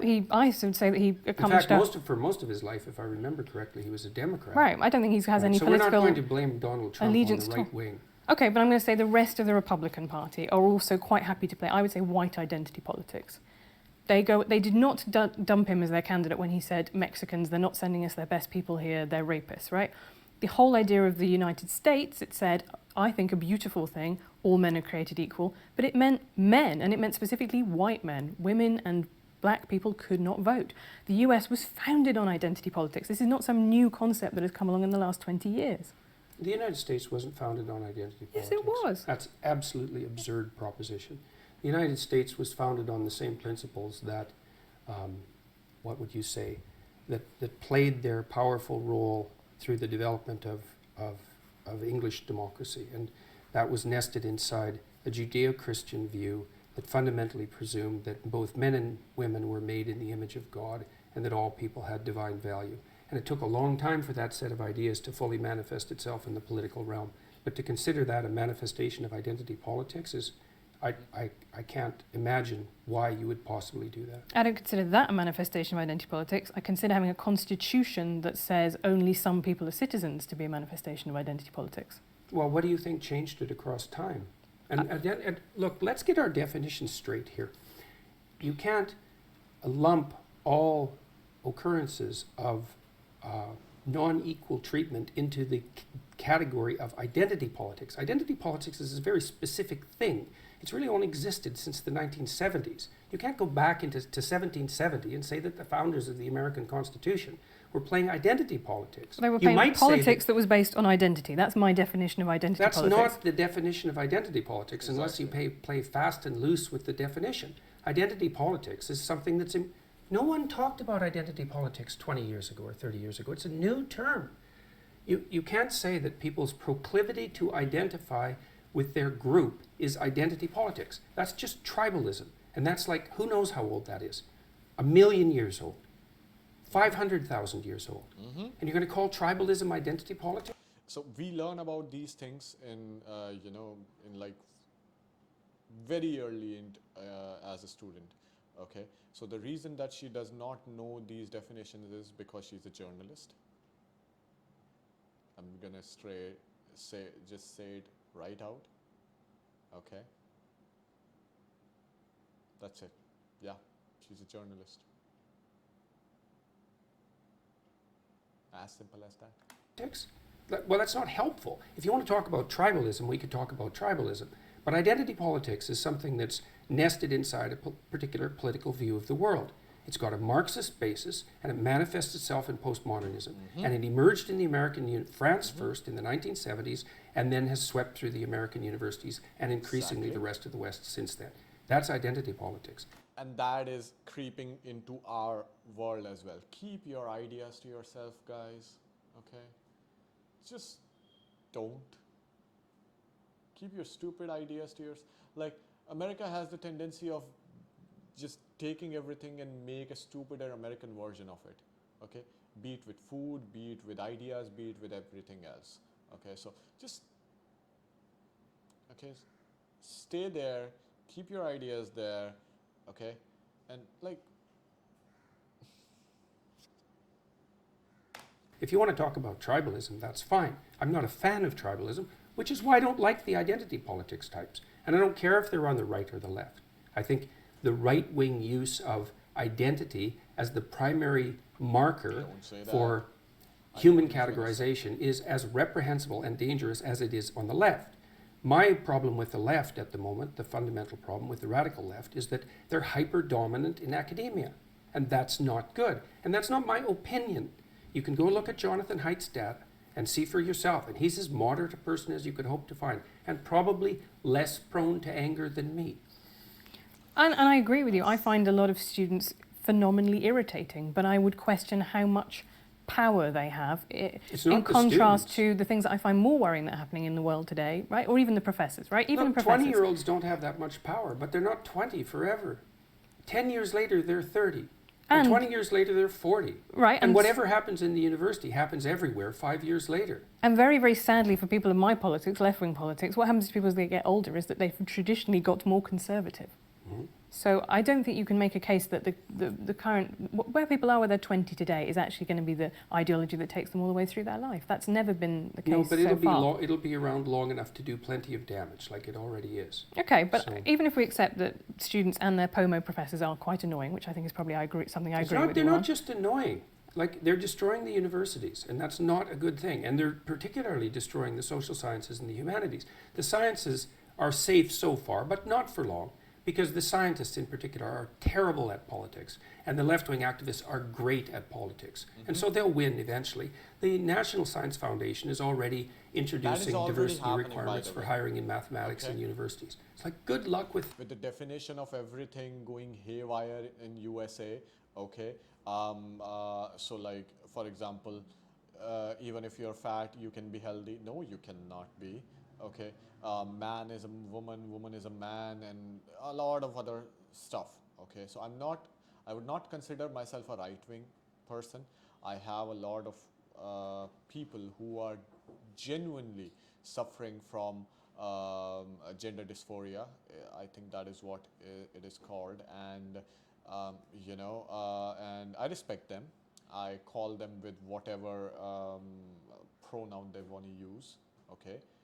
And that's okay with me, at least for now, in my country. Because even if they are, going through this, they are confident, okay? And they agree with a lot of other people who say that I don't want to, call you with what you want me to call you. They say, okay, let's not be friends then, let's move on. And the other person says, good, let's move on. In terms of that, I think at least the younger generation, not the older generation, but my generation, okay, we are very enlightened, and that's a very big thing to say, okay? We are very okay with that, and each and everyone respects that, okay? So it's not like if you are not ready to call me by my pronouns, you are inciting violence against me, or you're not respecting me, okay?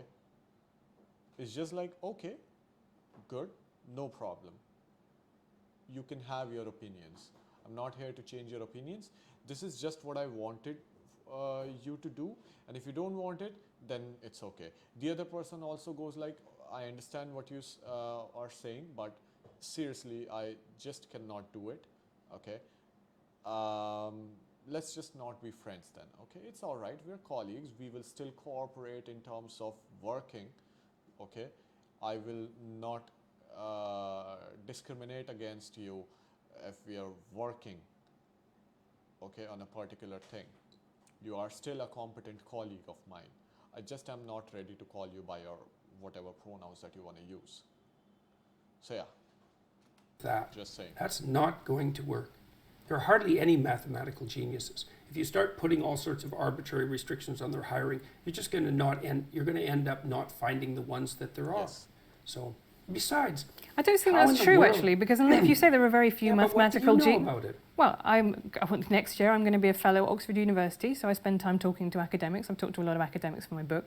I do agree with you, there is an illiberal strain that is sweeping through a lot of universities. I don't think it's an existential threat, and I certainly don't think it is, to me, the biggest issue in world politics today. It's the one that I would choose personally. What do you think is the biggest issue? I think that the rise of strongmen, authoritarians around the world is very worrying, and that's one of the reasons that I find the subtitle of your book fascinating, because it's called An Antidote to Chaos. Why isn't it an antidote to order, which you also say in its excessive manifestations is bad? I've said that. Well, you can't write a book about everything. No, but you've specifically chosen Antidote to Chaos. Yeah, so but why I is also chaos have the big... 300 lectures online, and I talk plenty about the pathology of order in those lectures.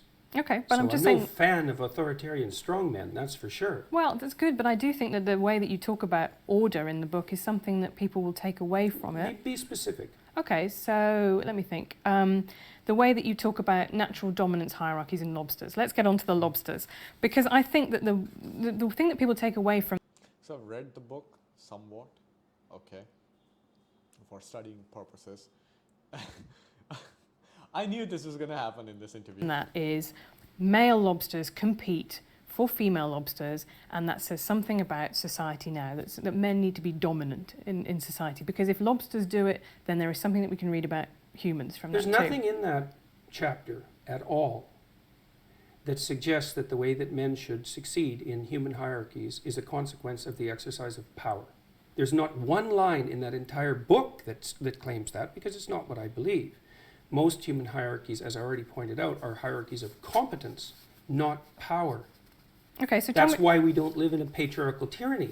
And so if you want to be a successful man, then you should be competent, and that will move you up the hierarchy, and that will make you attractive, and for good reason, unless you want an incompetent mate, which is possible and happens, but isn't something that I would recommend.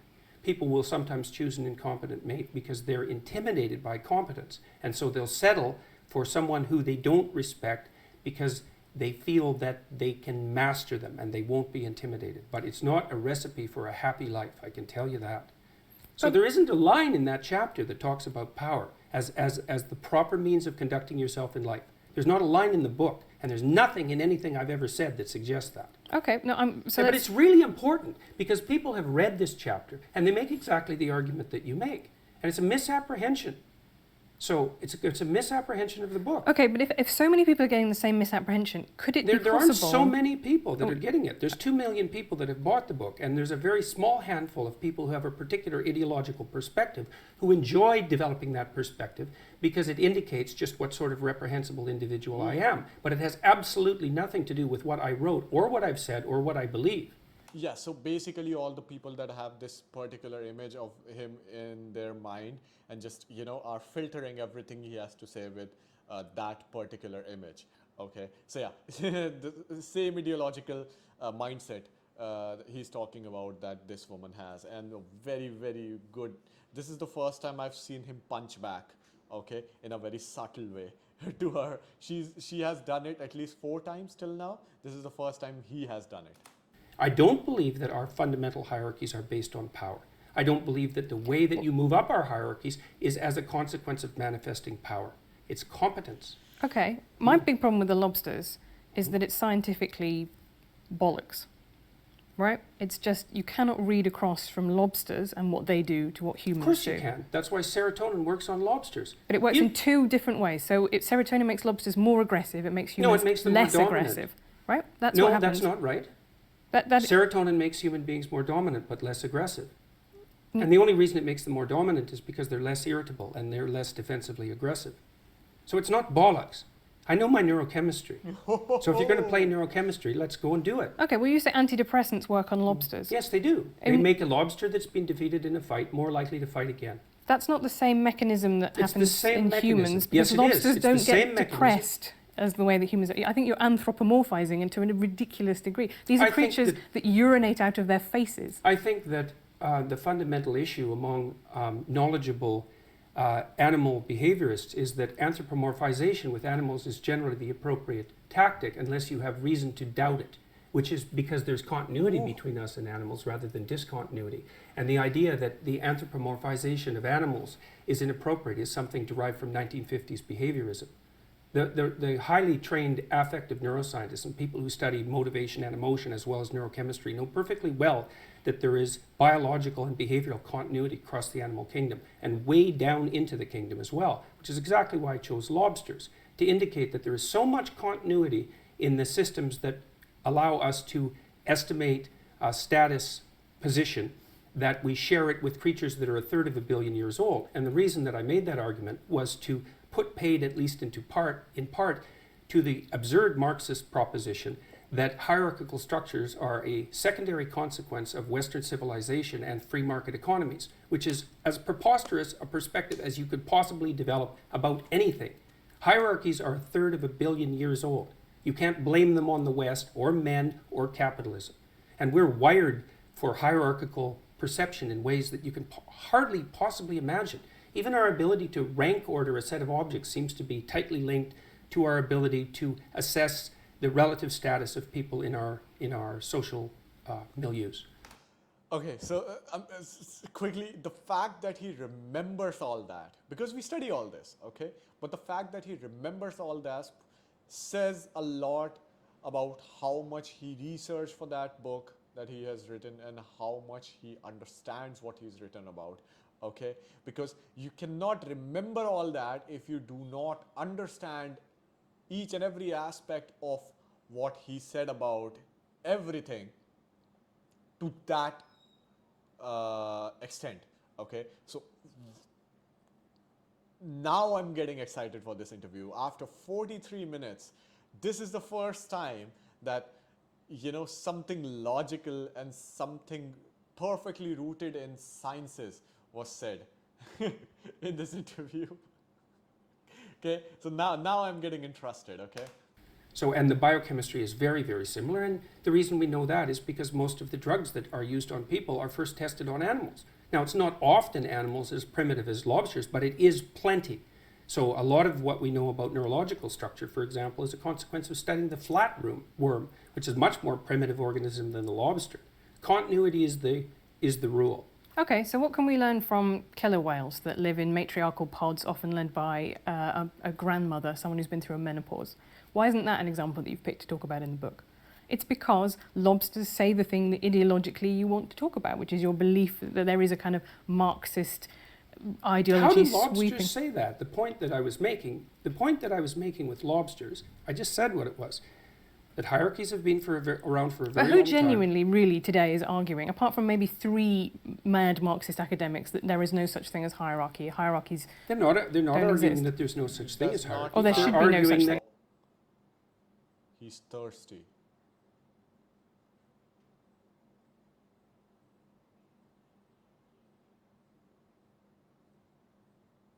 I don't want to watch this interview anymore.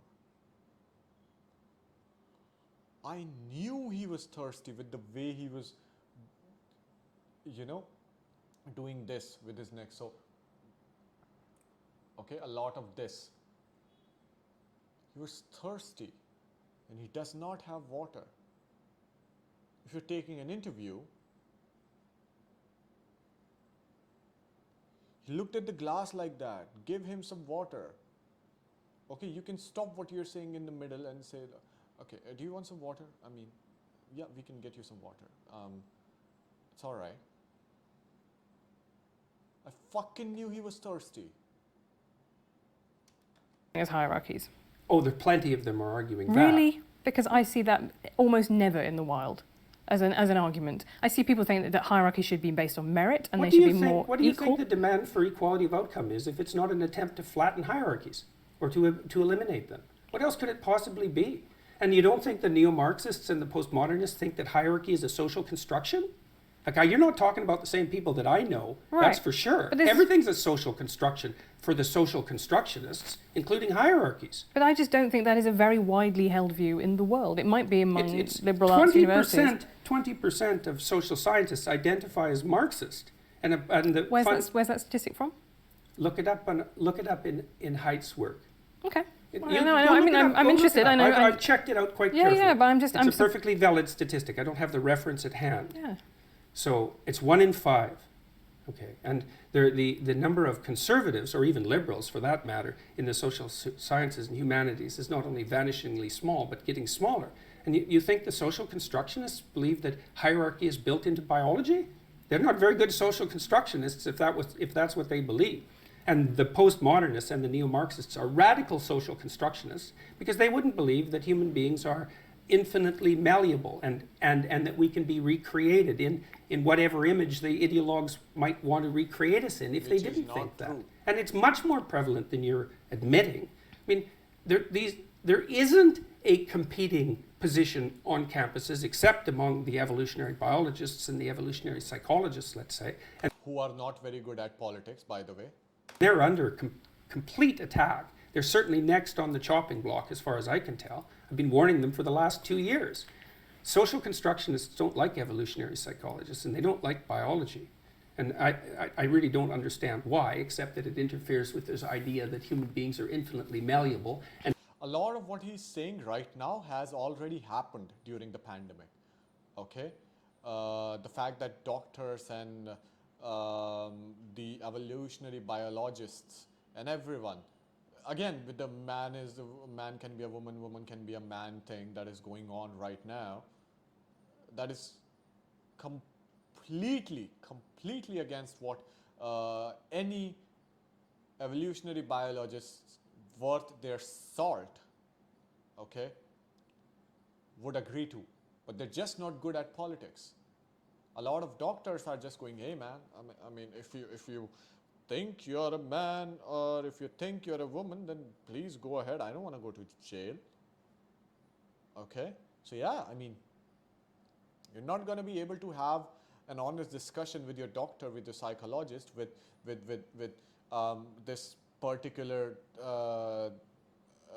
law on their head. Like if they did something, that if they denied what you think, then they can be jailed.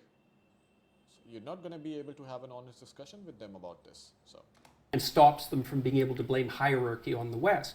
Look, if you're really concerned about the poor, as a social democrat, let's say, the first thing you should do is abandon your presupposition that the dispossession produced by hierarchies is a consequence of the patriarchal structure of the West. It's a way deeper problem than that. So there have been people who've been dispossessed forever, way before capitalism. Okay, I think I would agree with that. So if it is a way deeper problem than that, how do you tackle it? I don't know.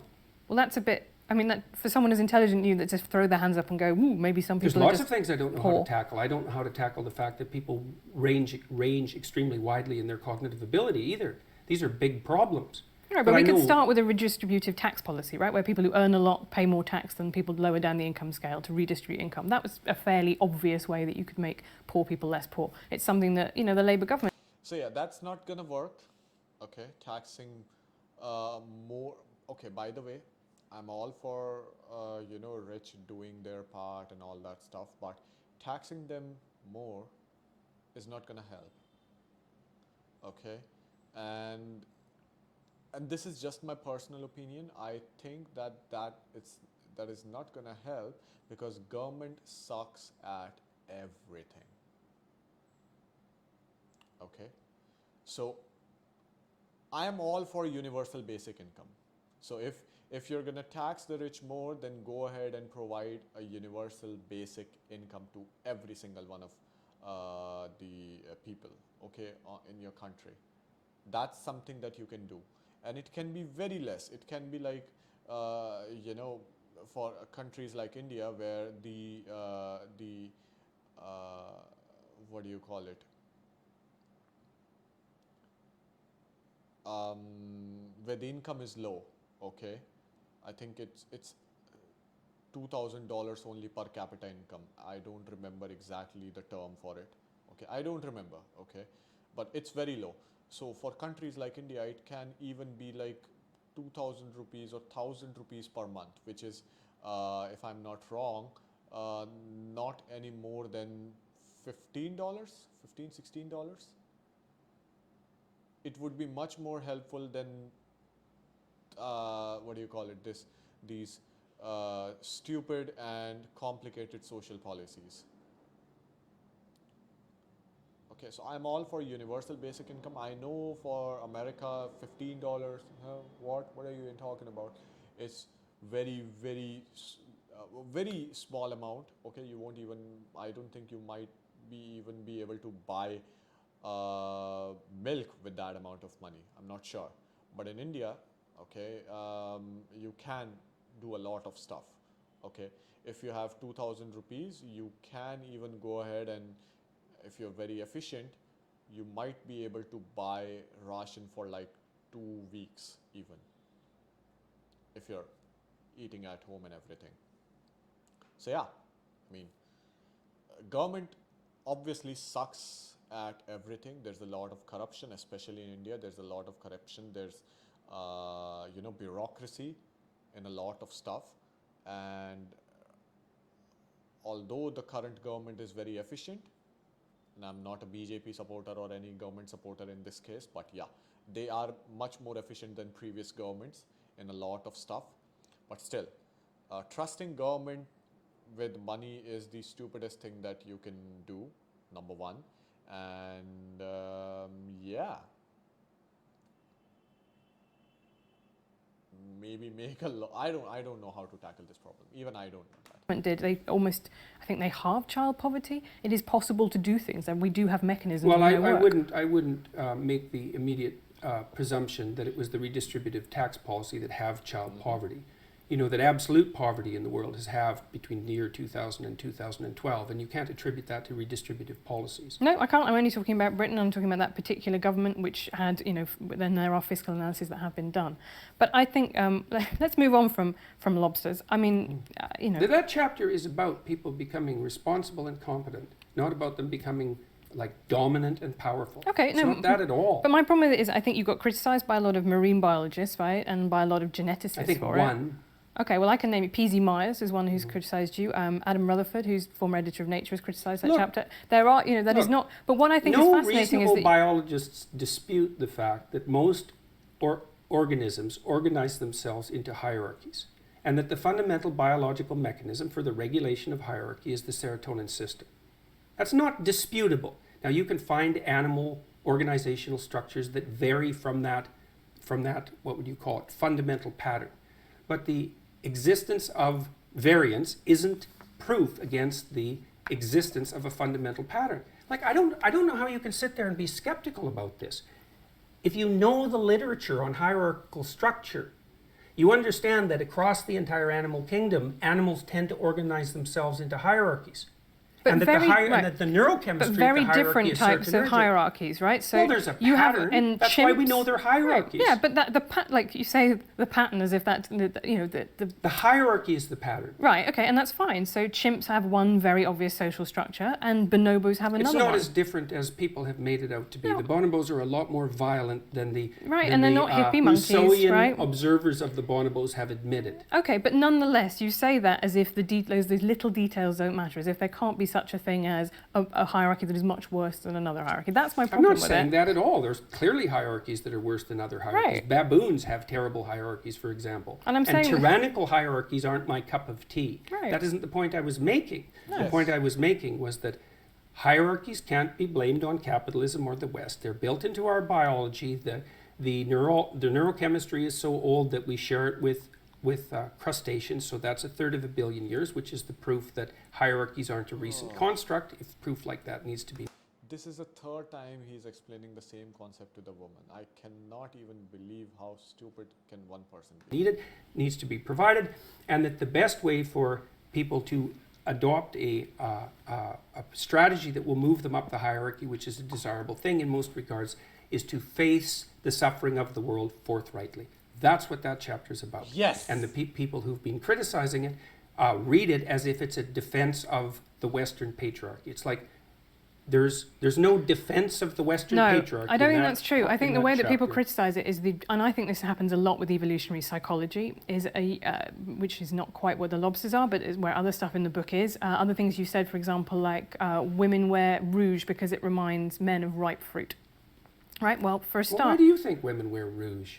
I have absolutely no idea. But Right, I will tell you. That's really not a very good answer. Well, yeah, you said before there were lots of things you don't know the answer to, but I'll tell you Yeah, one but thing. I'm not Most criticizing your perspective on this. You're criticizing mine, so I'm presuming Okay, you but let have me- an alternative idea. Why do you think women wear makeup?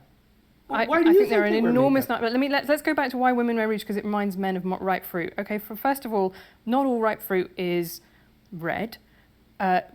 Why would you, You know, want we to? Do you evolved want color vision to detect ripe fruit. Do you want to eat women? No, I think unless men are having sex You with might ripe want to fruit, taste them. that's not really where. And where is the evidence that women who are redder in the cheeks have more offspring? What do you think happens during But the that's- sexual flush? But that's the key point, isn't it? Is that you would expect, actually, if this is a sexual selection, that women who are Yeah, redder one of the would have hallmarks more of children. one of We the would get hallmarks of- progressively redder one over of time. the hallmarks of youthful skin is the proclivity for it to flush red. And Yes. yes, youthful women have more children. It's a primary sign of fertility. That, I think you're using. Wait a second here. What do you think women wear makeup for? Come on, if you're going to go after me on this, Okay. let's He's angry. He should be provided some water right now. Dude, being angry in these kinds of situations plays into her hand totally, because again, the lighting and everything is against him here. Okay, there's a very specific kind of people who they thought will be watching this interview. Okay, and they specifically planned it in a very shady corner of the room. Okay, in a very close proximity. I'm telling you. This interview was going great in the start because she already was making a fool of herself and he really didn't need to do anything. But him becoming angry now would play into her hands right away, because you know that smirk that she has on her face right above my head, okay, this is exactly what she wants. This reaction that he's having is exactly what she wants him to have. This is exactly why they placed this interview in this secluded corner of the room with a white background, with this lonely window that is in the middle to represent a line. And on the left side of the window there's darkness, and on the right side of the window on her side there's light. And so they wants to create a psychological barrier, and that psychological barrier is right up between their knees, okay, exactly in the middle, exactly where there's they are able to create a difference between these two people. And on Jordan's side there's a lot going on the wall side, okay. There's this small thing, I don't know what that is. Why is that thing near a wall? There's a plug there, I don't know, something of like a socket or something there. But on her side everything is clear, okay, it's clear. I know a lot of people might say that I'm reading too much into this, but trust me, if Jordan already wasn't a very articulate person and he did not know how to process his thoughts and how to speak about them, these things would play a big psychological role, a big role on your conscious mind to make him into a certain kind of person that these people want to make him out to be, right? I don't know, English is my second language, so there might be some grammatical mistakes there. I'm really sorry for that. I'm trying my best, okay, but yeah. He should not get angry in interviews like this. I'm telling you, this will come to bite him. People say, well, women wear makeup to feel better about themselves. It's not a very deep analysis. Why makeup? Why facial makeup? I'll tell you why I wear makeup, which is to stop the comments that I would get if I didn't wear makeup. And my gender, I always say my gender is low maintenance, right? I don't feel particularly like a woman inside. I don't really know what that would mean. But what I try and do is try and look, you know, in the same way that you get black women who talk about the problem with natural hair, is it's seen as unprofessional, right? And as a woman, if you don't wear makeup, that is seen as a political choice. That is seen as something that, you know, you are... So you wear makeup to protect yourself from what? From tyrannical judgment. men? No, but and tyrannical women as well, I would say. I think women very harshly judge each other's appearance, and there are very good reasons for that. It's probably because they've learned that from oppressive men. No, I don't think so. I don't. And why do you think it is then? I think that women are encouraged to be seen as being in competition with each other. Encouraged? You don't think that there's anything about that that's natural, eh? Well, I would be reluctant to get into that because I think if you talk about intersexual competition, I think that's a very big deal among the social sciences and evolutionary science. It's not my particular competence. But yeah, I wouldn't. My conception of the patriarchy is not... Then if you would not want to participate in the discussion because you think that it's a very big topic in social sciences and it's not your particular cup of tea, then you don't get to comment on it. Okay? She is very good at dodging questions, you know that?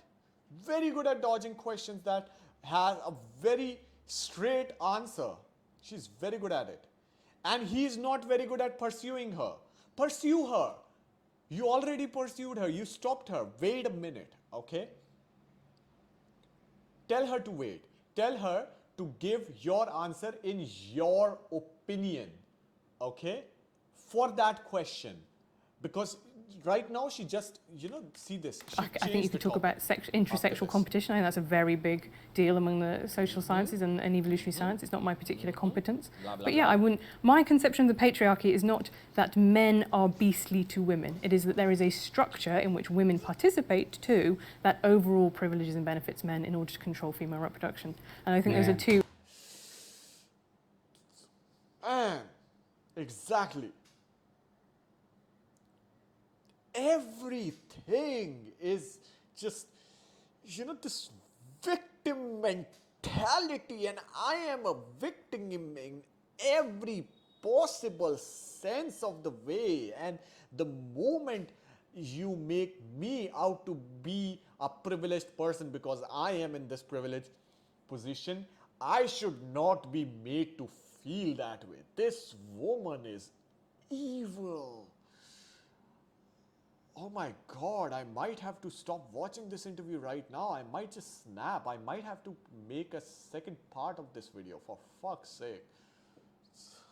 Very different things. You write in 12 Rules that you... Okay, so, all right, guys, I'm gonna stop this interview now, okay, because I need to drink some water. I need to process this.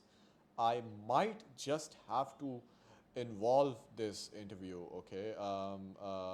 By involve, I mean I might just have to think about it, okay? Because she, even though, you know, I might have changed my opinion on her. She's not stupid. Oh, she's not stupid. She might not be trained academically about a lot of stuff that she's talking about, okay? And that is why she makes these stupid comments. And in that respect, yes, she's an idiot, but man, she's good at dodging questions, changing topics, and you know, she might not be a good journalist, but she is a hell of a fine debater. That's certain. She is not a very good academic. I don't know what's the right word for it is. She is not very good at doing research. She has many preconceived notions about a lot of things, and those preconceived notions are wrong and are not based in facts and even logic. She has an opinion on a lot of things that she is not trained to be able to think about, okay? And she's a typical feminist, which is not a compliment, by the way. And in that respect, she is not a very good journalist as well. but as a debater, purely a debater, okay? And when I say debater, I mean, it doesn't matter how I win, I just want to win, okay? It doesn't have to be logical, it doesn't have to be factual, it doesn't have to do anything with, it doesn't have to do with how the world works. My only agenda today is to win the debate. In that sense, she is very smart. But in all the other uh, scenarios, I don't know. Yeah, she's not very bright. So yeah, I'm gonna stop this interview now. I'm gonna release a second part of this video. So if you liked my reaction, if you liked what I had to say, then please do comment below. Do tell me about your views on what I had to say. Okay, I will welcome any criticism. You can even write abusive words in the comments. As long as YouTube do not delete them, I will not delete them as well. Okay, so go ahead, go right out. If you have anything to say about my accent, I am a stupid Indian, how would I know anything about it? Go ahead, please write those things down. I want to listen to you because that helps me with my studies, okay? And I might just make a video about comments as well, okay? Listening to them, reading them, analyzing them, giving my replies to them. And so yeah, I mean, my channel is very small right now, so I'm not hoping a lot of people will watch it, but I'm really looking forward to what however many people watches this have to say about what I had to say about this whole interview. So yeah, I'll see you guys next time with part 2. I would most likely release it during next weekend because I have a job as well and studies and a lot of other stuff. So I'm free during the weekend only. Okay, so yeah. See you next time. Have a wonderful day, week, and weekend, whatever you guys have in your particular area at this point. And I don't know how to end the video, so bye bye.